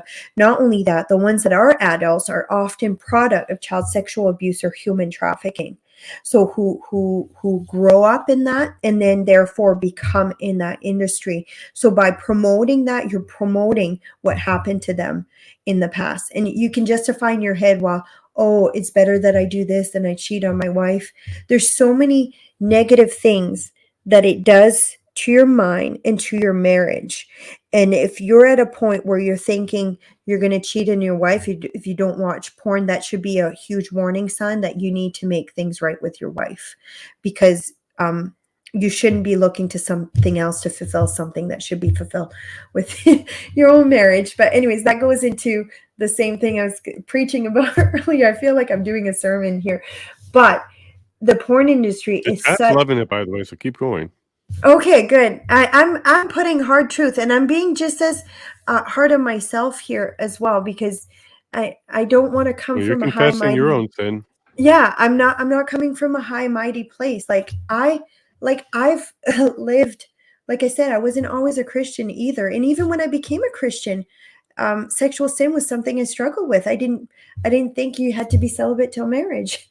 Even after I had gone through a divorce, and it was something, as I got closer to God, He worked in me and convicted me about. Um, and eventually I got to a point where I'm like, yeah, I'm going to save myself for marriage. And when I met my now husband, we were celibate till marriage. So look, I know how much of a struggle it is, and I'm not coming from a place of high mighty and or trying to convince you and say I'm better than you. I'm not. I'm just as guilty, if not more, probably more guilty. But I know the kind of damage that porn does to society, not just to society, to marriages. It teaches a man a bad way of being with your wife, and not just. Sorry if someone's watching and you have kids, maybe remove them away from the room, but it really affects how a man should be with a woman, and the oh, it's all about me thing. It's biblical that a man is supposed to please his wife even before himself. It's actually a scripture in there. I got to find it and I'll show it to you, but Yeah. it's I'm saying this because it's so important that people realize what it's destroying. And it's not just child, it's destroying marriages, it's destroying family, and it really is an addiction. And porn is also a gateway drug, and I'm going to call it a gateway drug into child sexual abuse. And people will be like, no way I would ever go to that. But it's like a drug. You know how when you're addicted to cocaine, you always have to take more No. cocaine to get, well, no, I've never I've been heard. addicted to cocaine, but I've heard if Yeah. you're dealing with an addiction, there's always like every time you do it again, you have to take more. You have to I hear go you chasing a further. dragon, And you can never yeah, get yeah, the first chasing the one dragon. again. Yeah, you can never get the Yeah. dragon again. I'm talking about any drugs per se, addiction per se. It's always Okay. more. There's the same thing with porn, where eventually that high you're seeking, or that euphoric moment you're seeking, you can't quite get it with what was before. So it always escalates.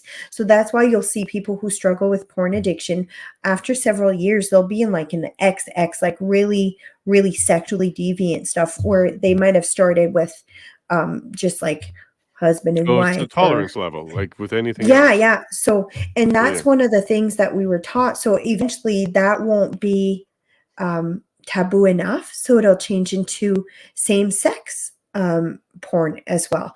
And then eventually it doesn't always, but it can lead to sexual attraction to children, because it becomes even more and more taboo. And one of the things that we were taught um, with training, like on how a child sex offender go to the point from having one fantasy to actually offending, he kind of called it like a diagonal zigzag. So it starts high and then it goes like this, and at each end, so they'll watch porn, they'll have a climax, and it'll create endorphins, all these positive things, and with each one they get a little bit closer to actually offending. And every time they get all those positive endorphins and all of that, it rewires your brain into thinking it's good.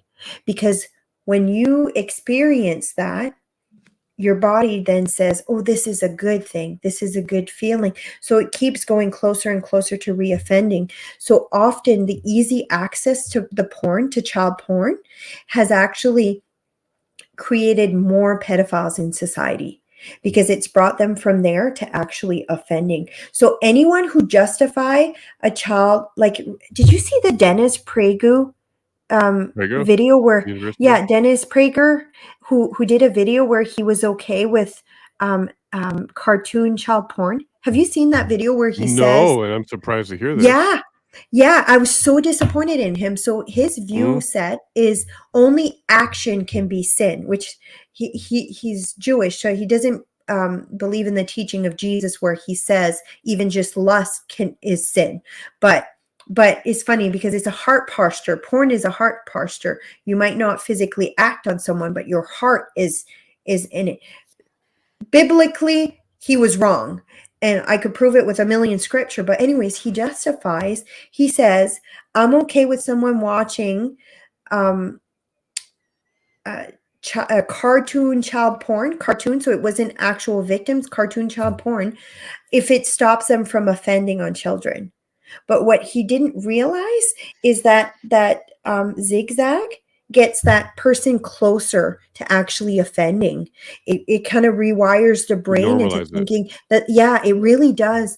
And it's just I was shocked to see that. I was so disgusted, and I've lost any respect that I had for that man after seeing that. And I honestly hope that God convicts him, and that because I like him from some of the other stance that he has. Like, he's a strong conservative voice, and some of the stuff when he compares the left and the right, I think he makes a lot of sense. But I was so disappointed in him because what he said wasn't truth. It wasn't God's truth. We believe in the same God. He might not believe in Jesus, but the God of Moses is the same God. And I hope God convicts him, and that he comes back and says, you know what, I was wrong. I shouldn't. I went to God, and he kind of corrected me on the thing. But yeah, he said that, and I was like, right away, he raised a red flag. I'm like, oh, he's justified this in his head already. And I was like, okay, that's someone I would not trust around my kids. But anyways, sorry, I went on a rant. But yeah, porn is really destructive. And if we want to end human trafficking and end sexual abuse in children, it's not going to happen unless we realize as a society what the porn industry is doing to society, family, and children. But so where do we tackle it? Is this top-down regulation, force it away, say you can't do it? I don't know. Bottom-up re-education, get people away from it, take it at home, and make sure that people just stay away from it? Like, for both? Okay, the first step, government is downstream of society. So we can't expect government to do something that doesn't fit society. So I don't think making it illegal is the answer. It will never work. It will never fly in society to begin with. They would never allow it. Well, it's just like gun laws. It's not going to change the guys who are using it illegally. So the 10%. No. But even then, it'd be a destruction of any political person that would come forward and say, I don't think making it illegal is the answer.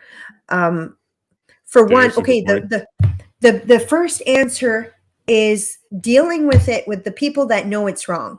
So in the church, did you know that 87% of men have a sexual addiction to porn or use porn to a certain level? 87%.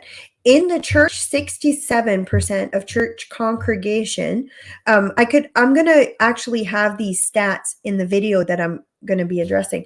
67% of the congregation, and this was stats done by it's like an actual study that was peer reviewed and everything. 67% of the church congregation, that includes women too.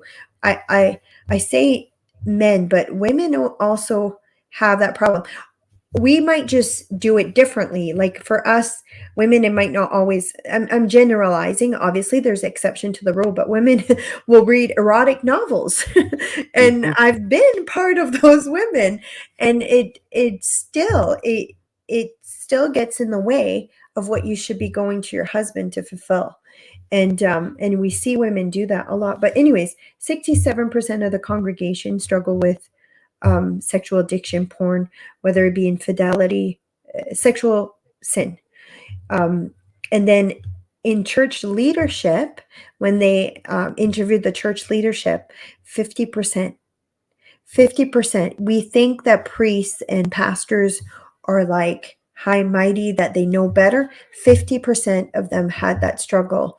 So it's definitely something that's a problem in the church that needs to be addressed. But only 7% of churches actually speak to sexual sin in the church.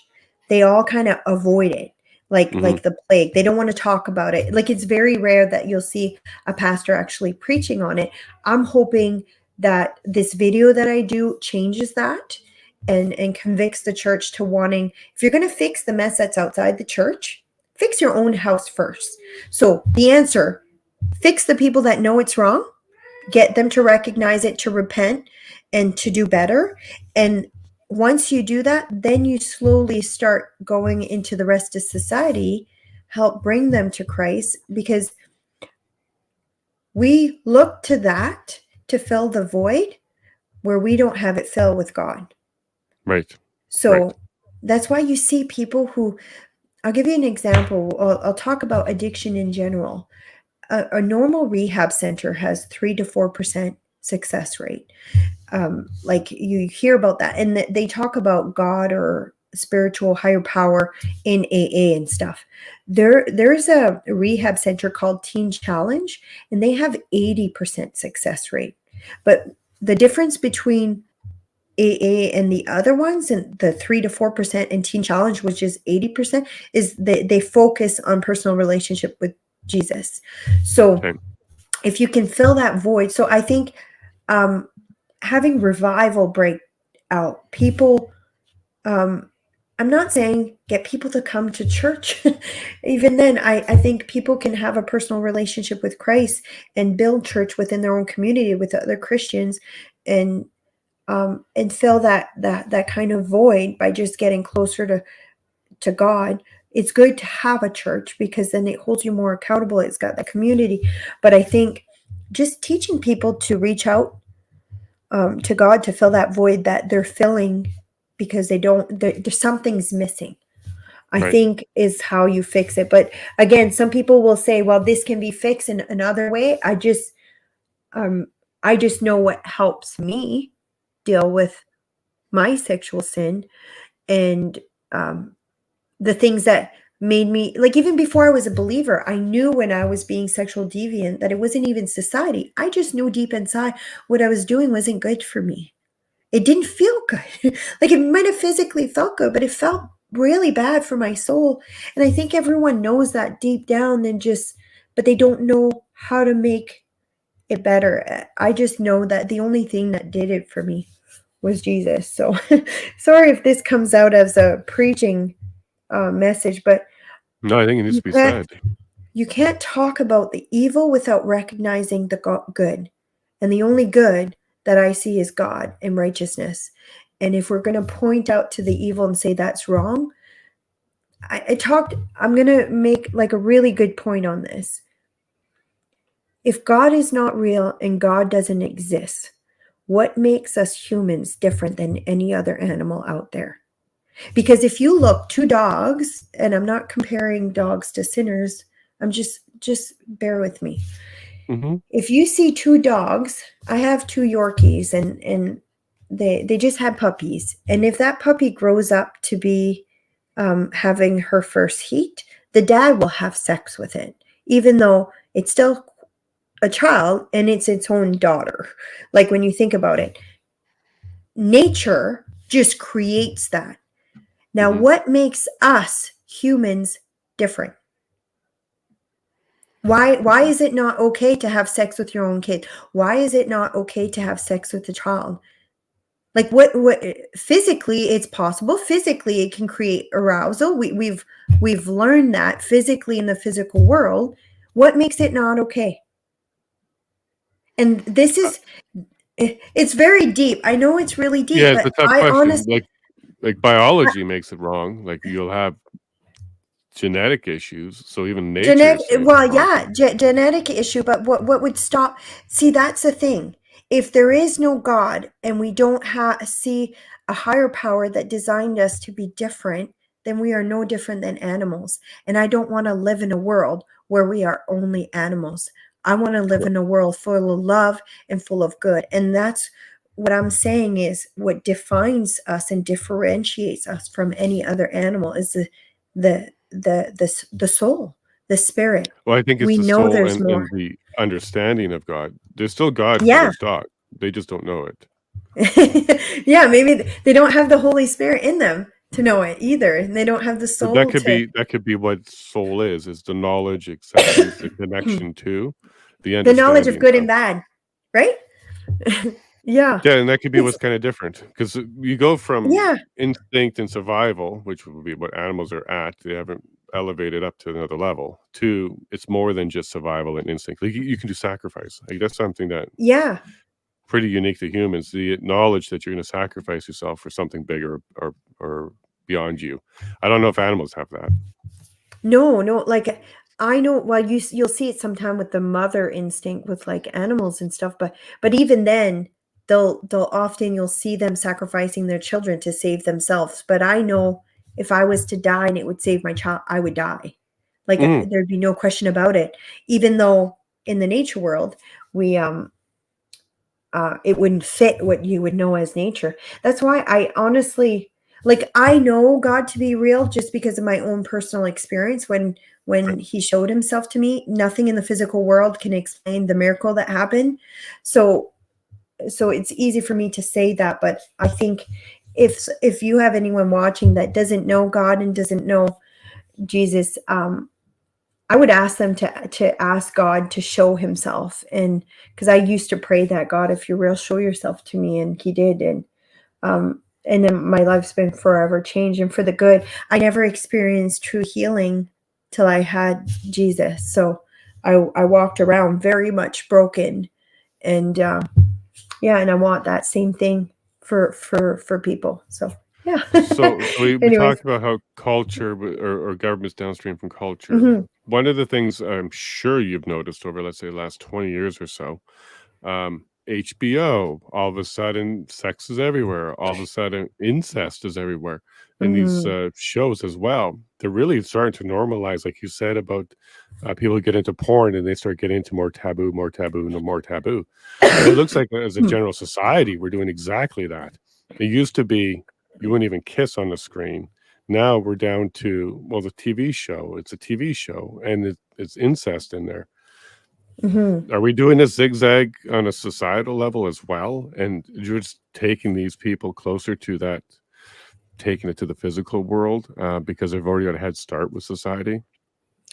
Um, So we seem to think that we're the only generation that this is happening. If you look back in history, this has happened over and over.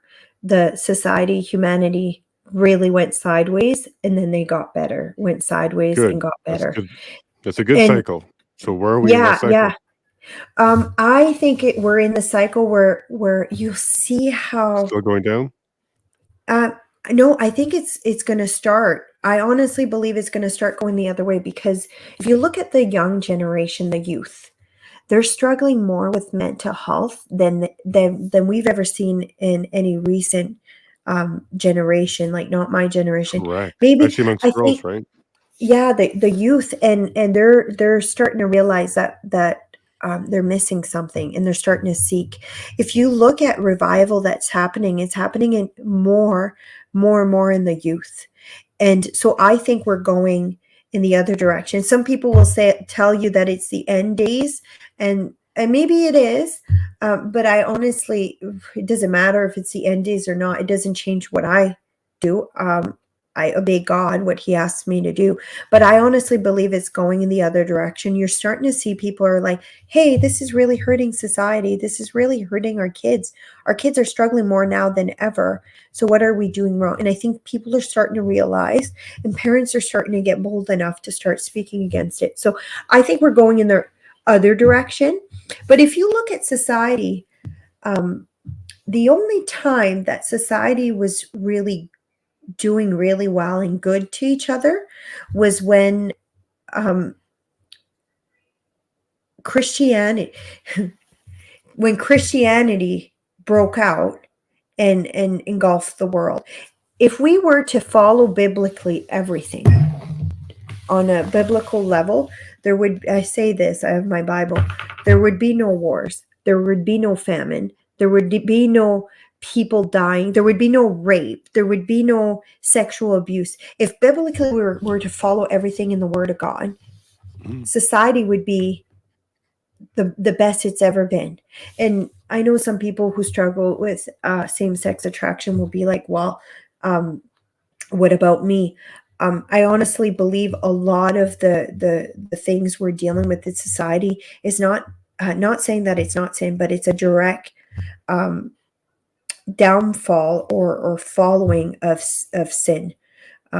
You'll see a lot of kids struggling while their parents are divorced. And again, I'm not coming from a high mighty place. Please don't take it that way. I'm divorced myself. I'm saying is Jesus is the answer. So the more we push him away, the more society's going to fall. So I guess we'll see in the next little bit what will come. Is there going to be a great revival, or are Christians going to become oppressed and completely attacked? So I don't know. I just know the answer, the true answer is Jesus. And that's, it's not that I want to speak just faith, but that's honestly what I believe. And if it wasn't for him, I wouldn't be speaking here today. I would probably be in Mexico on a vacation somewhere, or just not sacrificing 24/7 of my time fighting this fight. I don't get paid for any of this. I just feel God has commanded me and I am to obey him. So Did you manage yeah. to check out the Theo Furlery interview? Which one? That you did? Theo No. Furlery one? Yeah. No, I haven't yet. I would recommend checking it out, because what he Yeah. talked about was he believes the number one problem that we need to work on, and we can work on, and it would solve a whole whack, is the mental illness and trauma in adults. He says we are mostly traumatized and mentally ill, and we are not addressing it. So that silent one you were talking about of the 4 things Yeah. for the men, that group, how Actually, to help with trauma. It's it actually all fit. of them. Yeah, it fit a lot of them. Even the hero group can struggle with mental health, because I was in the hero group and I wasn't coping well at all. Like, it was affecting other aspects of my life. I would agree with him that mental health is the key to Specifically trauma, because he says it's trauma yeah. of all types that people are suffering with. Yeah, I do think and that's the thing, right? I say a lot of this stuff that we're seeing is not necessarily that they did something wrong. It's a direct, and I say a direct product of sin. So and you really see that in society, and it's manifesting in mental health. It's manifesting in trauma that hasn't been healed. So people, right? That's so true on so many level. And you'll see that when people get truly healed and that trauma healed, they become better versions of themselves. They become less angry. They become more loving, positive, filled people. And it's funny that mental health is there was a book that I read that was so good. I think it's called Renew Your Mind. I'm going to see if I can find it, by Carolyn Leaf. And she talks about retraining your brain and healing the trauma. It was a really, really good book. And it talks about how for every negative thought you have, you kind of twist it around and you project out a positive thought. There are ways with mental health to healing that's not necessarily going and sitting in front of a counselor, because not everyone can afford that. There are things you can do for your own mental health that doesn't cost $180 an hour. And if there's a social work a psychologist watching, sorry if I'm taking away from your business, but there is things you can do yourself, like self-help books. Some people diss them, but there are some really good ones out there that are that renew your mind. I think it's Renew Your Mind. I'm just trying to Carolyn Reef, but that one was a really big one for me. But I'm the kind of person that I can actually Renewing Your Mind, it's called. I'm just going to see if I can find, but that was a really, really good one. If you're a victim of sexual abuse and you're a man, if you're one in the 6, that book, Men Too, that I told you about is a really good book to read, because not only does it go through what you've been through, it kind of affirms some of the stuff you're struggling with. It also teaches you what you can do to get better, is what I'm told. I haven't listened to it yet or read it yet, but that would be a really good book for if you're a male and you're struggling, and you've been a victim of sexual abuse. I would highly recommend that book. Men too. No. But anyways, I'm going to show you what Renew Your Mind. I don't know if you can bring up stuff on the screen, but do you have another question while I look this up? I did, and I just lost it. Yeah, so mental health, adults getting it, and trying to get more people to talk about it, because that might help the younger generation be more comfortable and open about it, so that there is no bad touch, secret touch anymore. People can talk about it. I'm looking at my chat here, and there's quite the debate going on, and I'm trying to see if there's anything that needs to be addressed here. Is it good or bad that they don't believe Jesus is the answer? No, I think there's a misunderstanding from one person. Because you were very careful on saying, look, if you fall in these categories, you could be, not you are going to be. Yeah. No. Could be. And we want to highlight to these people that there's never really just one indicator. There's usually a few that would come together. And it was also not a way to diagnose it. So just because. No, it's not. Yeah, so maybe we want to touch on that a little bit. Yeah. And I thought I had kind of clarified it. That's one of the ones that even psychologists don't want to talk about, because it can create a situation where men don't come forward. And that's actually one of the reasons that men don't come forward, because they don't want to be seen as a potential for future abusing children. That's actually one of the 7%, right? Yeah, because that they don't want that stigma attached that, oh, maybe I'm going to be thought to be someone who will abuse other kids. It's actually one of the biggest reason men will not come forward. So I'm not saying that that you will for sure be in that category, but not having systems in place to help children who've been abused, and the fact that they don't come forward, I honestly believe if we had a system in place where these men who would eventually end up in that category might never end up in that category if they got the help that they needed, the psychological help or the mental health that they needed to kind of deal with that. I hope, does that address the kind of back and forth?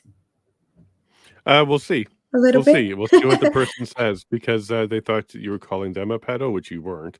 And I just want to make it clear for this. Oh, no. Like I said, there's indicators. Yeah. No. You're very right about that, because if you were Yeah, victim, and like I said, the percentage is actually quite low, but I can't not say that it's, look, I was a victim of sexual abuse. If I was saying that I would be saying the exact same thing about myself, right? So I think the percentage of men who've been victim is who then go on to offend is quite low. Nikki had said 7%. So it is quite low to what's, and if it's 1 in 6, and we're talking about men. We didn't even address women. I don't know what the percentage is for women, because we didn't discuss that, me and Nikki. So yeah, no, it doesn't mean if you got victimized that you're going to become an abuser. But there is things we can do as society to make sure that happens even less, that 7% gets even lowered. And the only way that happens is if we provide support for victims. We provide a place where they can come forward and get help. And someone mentioned something about getting together with other. Okay. No, so I'm just gonna make a quick comment to this person who just made a comment there. Either this person is intentionally trying to misunderstand you, or trying to stoke and just be a bit of a troll, because we specifically talked about how it is definitely not an indicator, and just because you were abused doesn't mean you will be an abuser. So this person keeps indicating that that's. I don't even see the comments. So maybe you see them. I just removed one of them. Oh, okay. Okay. I Yeah, don't and even I see don't them. think you see all of our comments. No, no, no. So I'm just gonna No. highlight to this person, once again, you've been put into a timeout because it seems like you're intentionally misunderstanding. I hope you pay a little bit more attention here and not be such an angry Canadian and actually just listen to what's being said here. She's absolutely saying, "Could be, potential, these are just indicators, they're not this is not Mhm. science. This is not Fauci science, and then all of a sudden, It's you're definitely going to it be." it's funny because if I was saying that, I'd be saying that about myself, like, I'm a victim of Correct, sexual and abuse why myself, right? I'm getting frustrated with this person too is because a lot of us are victims, and we don't Mhm. re-victimize. You're talking No. about 7% or so amongst men. So Yeah. hopefully this person gets that message clearly and is not such an angry Canadian about it. Just pay attention a little bit closer. She's actually saying Mhm. the opposite of what you're accusing here. Anyways, now we'll move forward, Yeah. because part of the challenge, you talked a lot about men, okay, but Mhm. I can give you an indicator of what happens to a young man. Um, so you talked about how a man could be aroused during it, or a boy can be aroused during it, and then there's all these feelings about whether or not it's okay. Mhm. Mhm. Sometimes the opposite of that happens. It's not liked at all, and then that becomes the shaming, and then from that point on, it's like, oh, well, do I like boys Something's then? wrong with you. Yeah. Because that didn't work. That I'm not. You're supposed to like that. You're supposed to be lucky because it's an older girl and that kind of stuff. But I can tell you that's a challenge to get yourself out of that one, because that happened. Um, and then It's who do you talk actually to? There's yeah, so what you just talked about is actually one of the stages of grooming.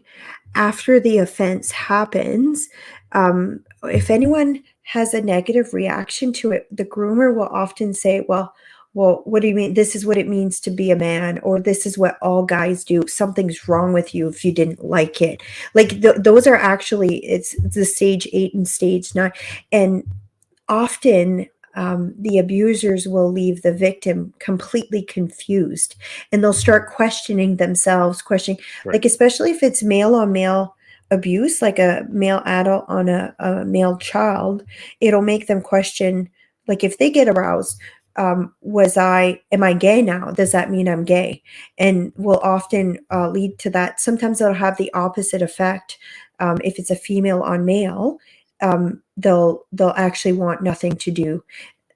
And I'm going to explain that from my own personal experience.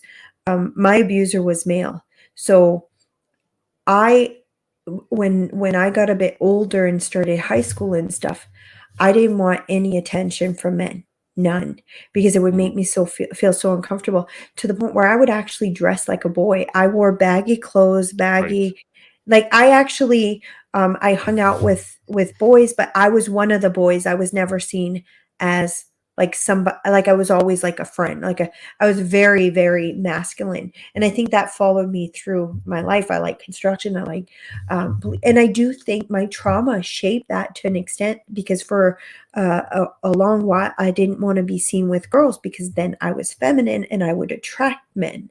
And I right. didn't want to attract men, because then that would bring back the abuse. So yeah, and what you talked about is specifically a female offender with a male boy where he didn't get aroused. So then she says, well, there's something wrong with you. You must be gay. It's all part No, of see, that. in my case, it No? wasn't she didn't say anything. It was me who said that for years. Oh, okay. Okay. So you were kind of questioning if if am I hearing correctly, you were a victim of child sexual abuse as well? Or do you Yep, feel comfortable talking about it? we are now. Okay. Okay. Okay. And the abuser was a female? Yes. So we can go from Okay. silent to hero in front of everybody's eyes here because yes. Yeah, and please don't, people can be in more than one category at the same time. You can be in the hero category and be struggling and still silent, and you can be in the hero category and be in the addiction. You can be So there's a Venn diagram you're saying. You could be in different spots. you can be in different spots. It's just I was explaining how a reaction from sexual abuse can make you into these categories, and you can also be in the offender category and act like a hero category. And I just want to say, Jason, it takes so much for you to come forward and say that publicly. You're going to find it like this most empowering thing. And we need more men to do that, because that's how we're going to affect change. That's how we're going to make it better. So let's go back. So your offender was a female. So that's probably Just why as soon just as you 2. saw this, It's 2, oh, so there's 1 two. family and 1 in foster care. Oh, wow. Wow. So were you in foster care yourself? At one point, Oh, yes.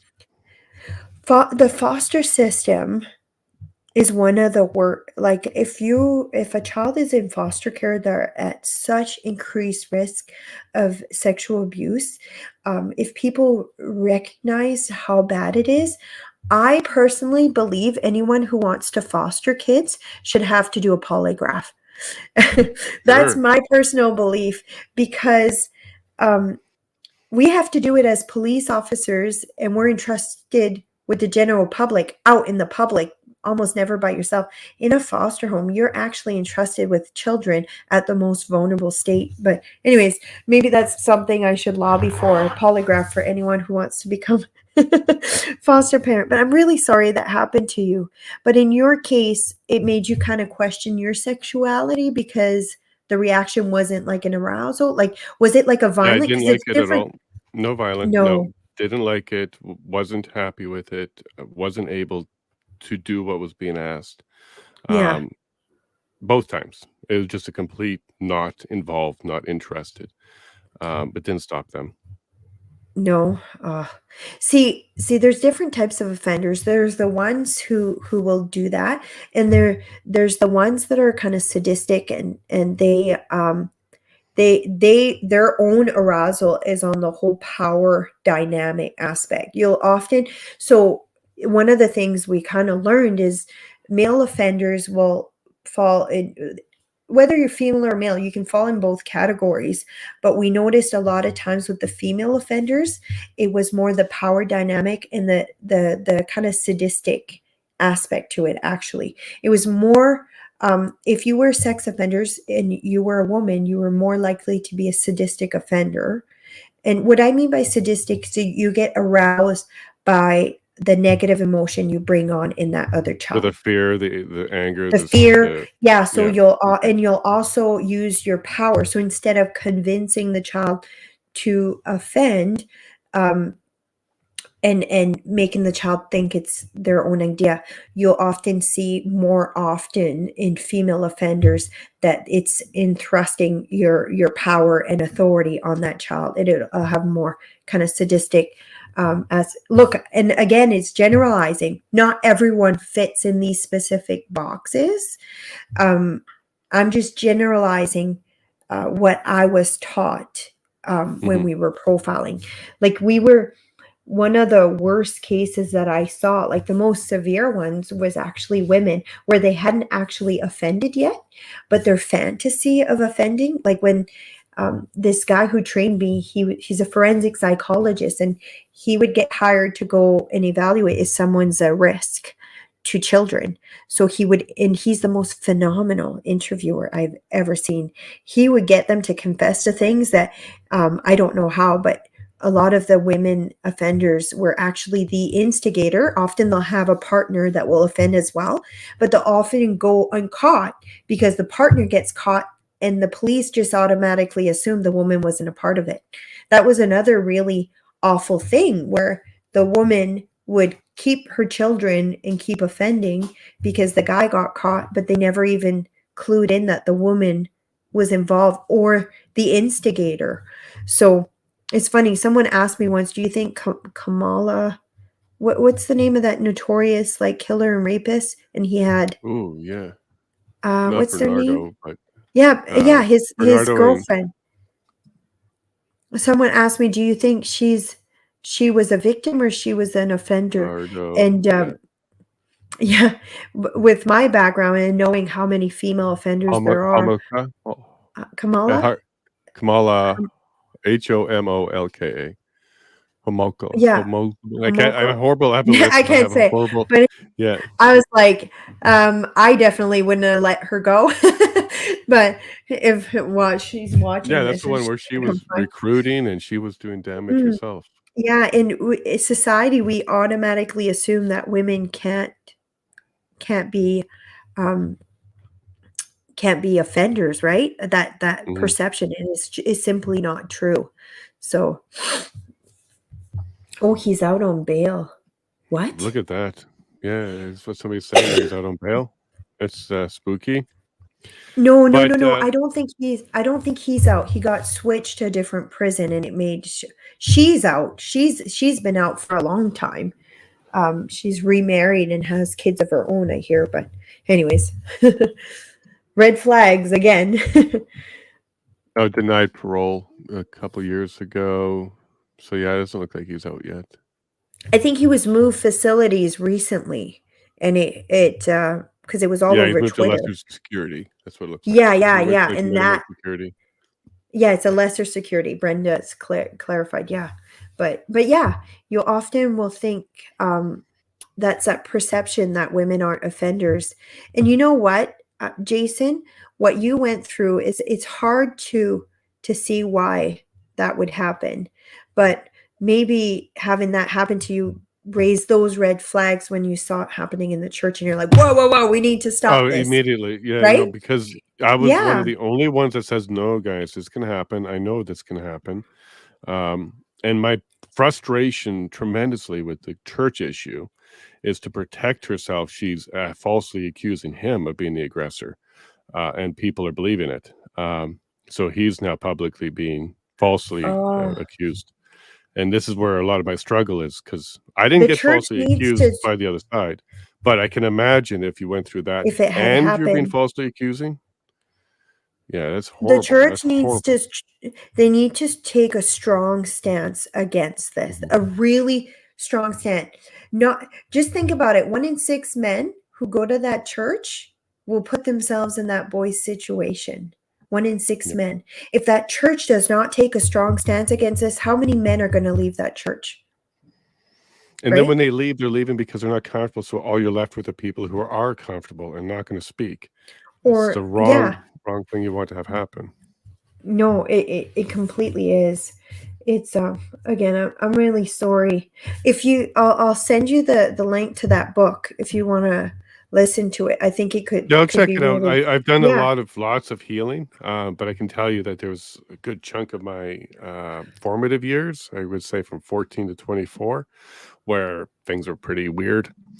yeah. But I found a wonderful wife and everything's fine. But no, there definitely was a period where, you just felt like being asexual, like none at all. Because I certainly wasn't Yeah. attracted to the opposite.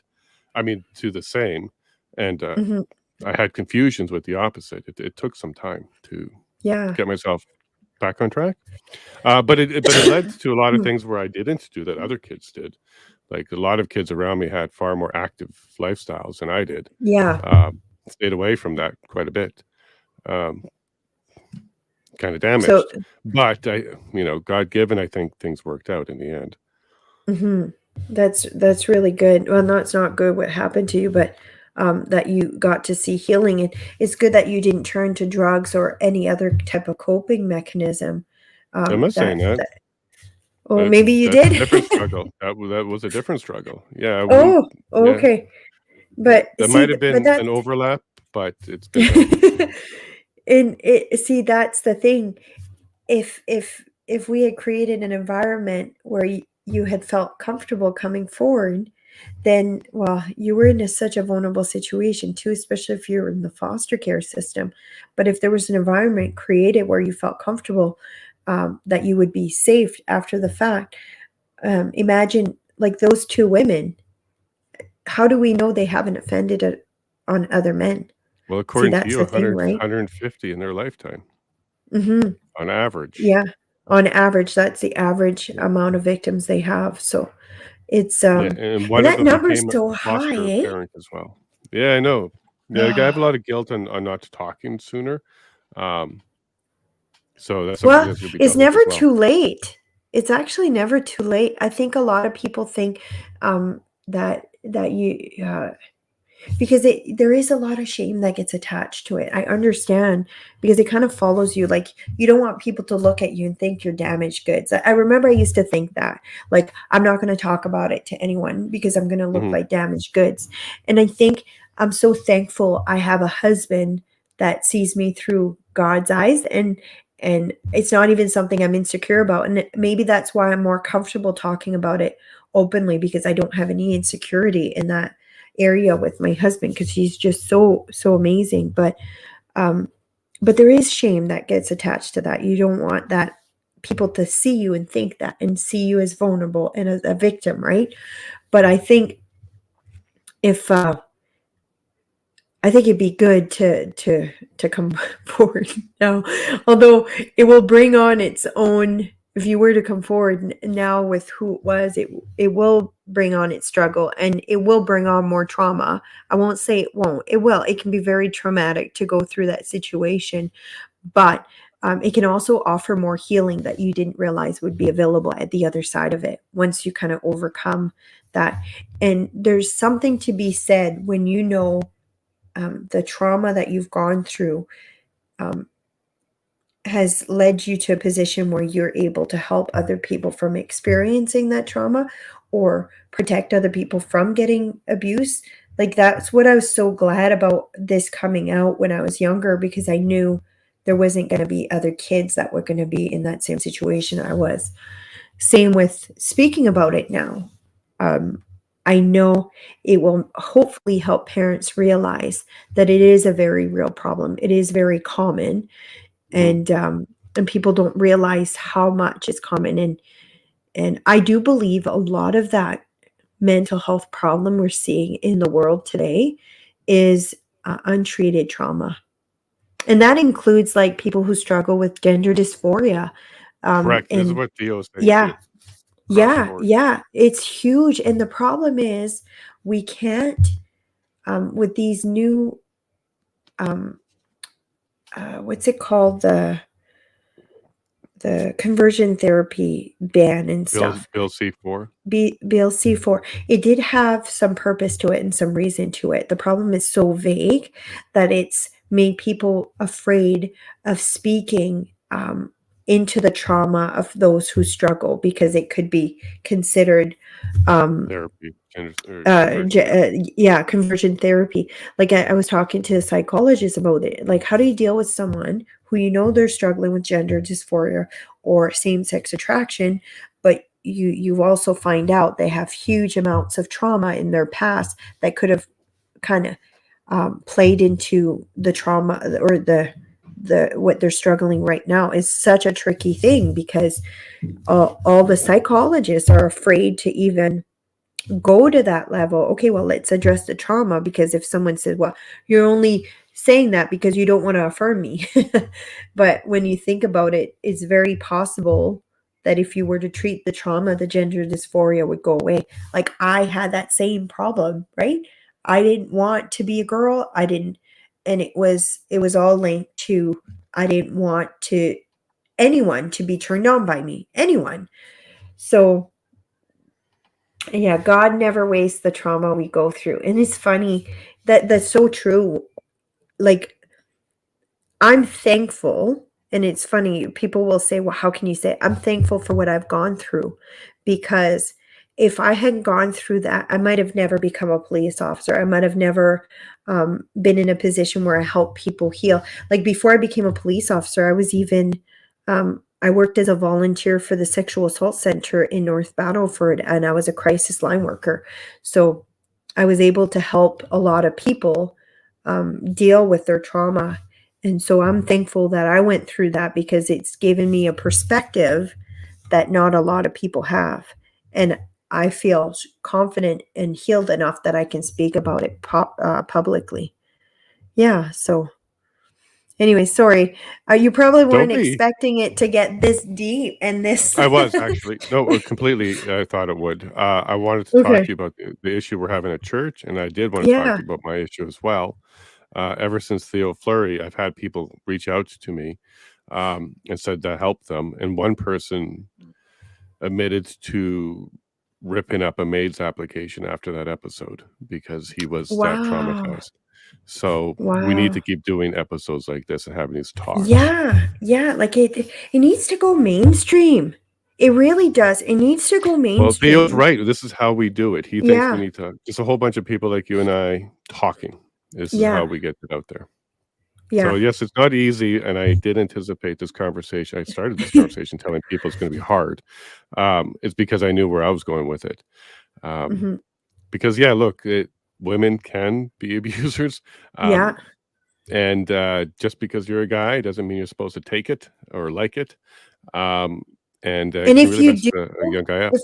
if your body responds in arousal, that's perfectly normal for your body to respond that way. It doesn't mean you want it. And Mm, don't start questioning yourself if it does. Like often there's a physical reaction to it. So yeah, it's if men knew that, if women knew that, I think it'd be a lot easier to heal and deal with it. Like I remember thinking, well, my body responded to it. And that was part of the biggest part of the shame was actually that. Like my mhm, body, why didn't my body respond grossed out, right?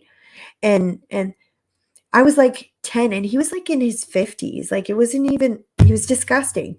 But yeah, it's just knowing certain things that are a normal reaction doesn't mean it's good, doesn't mean what happened to you is good or it's mhm. okay. And I think if we talked about it more and talked about it in the church too, that's like huge. Especially 50% of the men that this lady deals with, the abuse happened with someone related to the church. That's huge. That needs to be addressed.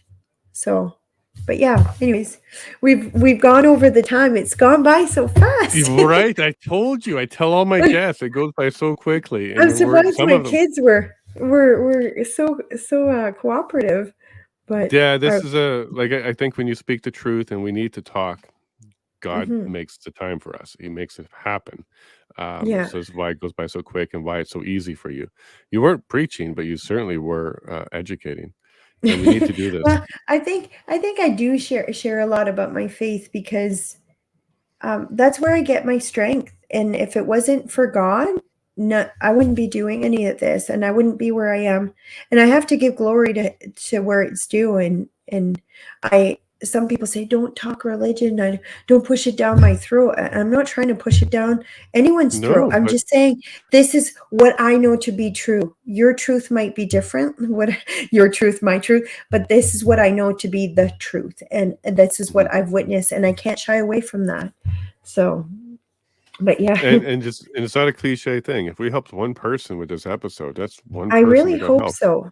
Yeah, I really hope so. I hope that someone watched this and realize they're not alone for one, and Now, I'd like to see you that's huge. connect with Theo because I think you and Theo could actually do some powerful Yeah, stuff. we've actually met Theo and I back in Moose Jaw, but I didn't get to. I haven't gotten to chat with him much. Like we follow each other on Twitter, but we've never actually sat and had a conversation. I've always wanted to. I don't know why it hasn't happened. Maybe it just wasn't the right timing. But I know he was someone very vocal. A Mhm. long time ago, and he kind of paved the way for men coming forward as well. Um, back I remember back then I was like cheering him on. I was like, "Yay!" But anyways, it's Well, he's building a platform. He's working hard on adult trauma. He's trying to get the messages mhm. out. He's doing more videos, more production. I'll send him your Hopefully, name. yeah. Yeah, yeah, yeah. Well, I'll send him a message and I'll watch the episode that he had with Do you that. Yeah, as because he'll well. relate Yeah, to yeah. it right away. Yeah, it was a wonderful Yeah. episode. Yeah, yeah, that's awesome. But yeah. Any more Okay. question or am I free to go? Not No, you're saying that. free to go. No, no, no, Okay. you're free to go. I think you're free to Okay. go. And thanks for Okay. sharing your sexual sin with Yeah. us, and thanks for being an open book for us. Convicting myself. Okay. All right. Absolutely. And it was 50 Thanks. Shades of Grey, you said, right? Thanks for reminding everyone. Or Games of Thrones or Bridgerton. I love the What? show These are Bridgerton. okay. Have you I know watched what to Bridgerton? Okay, no, don't but I watch know it what I'm because going to it's take off painful. on our list now. um, Keep my wife yeah, away and from that. it's funny because like I didn't even watching it. I didn't even think for a second it was sinning, and then Like God really convicted me. You're talking about men watching porn, you're watching two grown adults on TV just because it's mainstream. It's not. It's still in God's eyes. It's still sin. But Mm. anyways, it convicted me, and now I have to find other shows to like, and I don't know where to go. But I'll figure it out. Yeah, Well, I can tell you the one channel to watch, mine. You'll find yeah. hundreds of hours of different types of conversations, and none of it's porn. I assure you of that. That's good. Unless we're talking against it, right? Yeah. Correct, correct. But you'll find lots of Okay. pastors on here. You'll find some good Okay. interviews on here. You'll enjoy it, Okay, Nadine. cool. I'll, But I'll, thank you I'll so get much. going. Yeah. Thank you so much for having me. Okay. You My have a good pleasure, day, my pleasure. Jason. Okay. Bye. Bye. All right, folks. Oh, that was tough. That was tough. And yeah, I'm kind of coming out on that one, aren't I? Yeah, twice when I was younger. It happens. It happens. 1 in 6, according to her. And yeah, no, you don't become an automatic anything. This angry person in our chat wanted to be vocal, but I think you went overboard. You're attacking people and you're attacking religion. We have limits, and there's no such thing as free speech when it comes to private stuff, my friend. If you want free speech, take it up with Trudeau. It's about him, and good luck getting it from him. So thank you all very much for that. But look, these are the conversations I do want to have. They're not the easy ones. It's the ones you're not going to find anywhere else, and that's kind of the point. It's because we need to fill in a lot of gaps around adult trauma recovery and rehabilitation. I believe Theo was 100% right. If the adults in this world was mentally strong and they were addressing their trauma and dealing with it, we wouldn't have the trickle down effect of bystanders just watching things happen when they should be stepping up. Uncomfortable conversations around the kitchen table wouldn't be a thing. You also have a lot stronger mentally generation after the adults. So this is how we can tackle it. Mentally strong, trauma-free adults are also the ones that can stand up and be those heroes when they need to be, and be the Theos out there who are raising awareness, and then be the Nadines out there who are able to identify and let you know what to look for. This is important. I really think it's important. This is one of the first steps to removing the sexualization of our children and the normalization of pedophilia, is to talk about it and start bringing awareness to it. I really like her idea of talking to the church, potentially my church, and have a conversation there. And absolutely, it should be dealt with swiftly, strongly. And yes, we're innocent until proven guilty, except for a particular subject. And this is it. We got to be very, very careful. We got to protect our kids. I would much rather apologize to an adult for having to be distant for a while than take any risk. All right. So thank you all very much for being around for this one. It was a tough one, but we needed it. And just like, basically every episode we have, we're going to get into conversations that you likely haven't heard anywhere else, stories that weren't told anywhere else. That's kind of the point. So thank you all for being here today. I really, really appreciate it. I love you all, every one of you, even you, angry Canadian. You just crossed a couple lines, my friend. Sorry that you're so angry. Have yourself a good day. Take care, and God bless.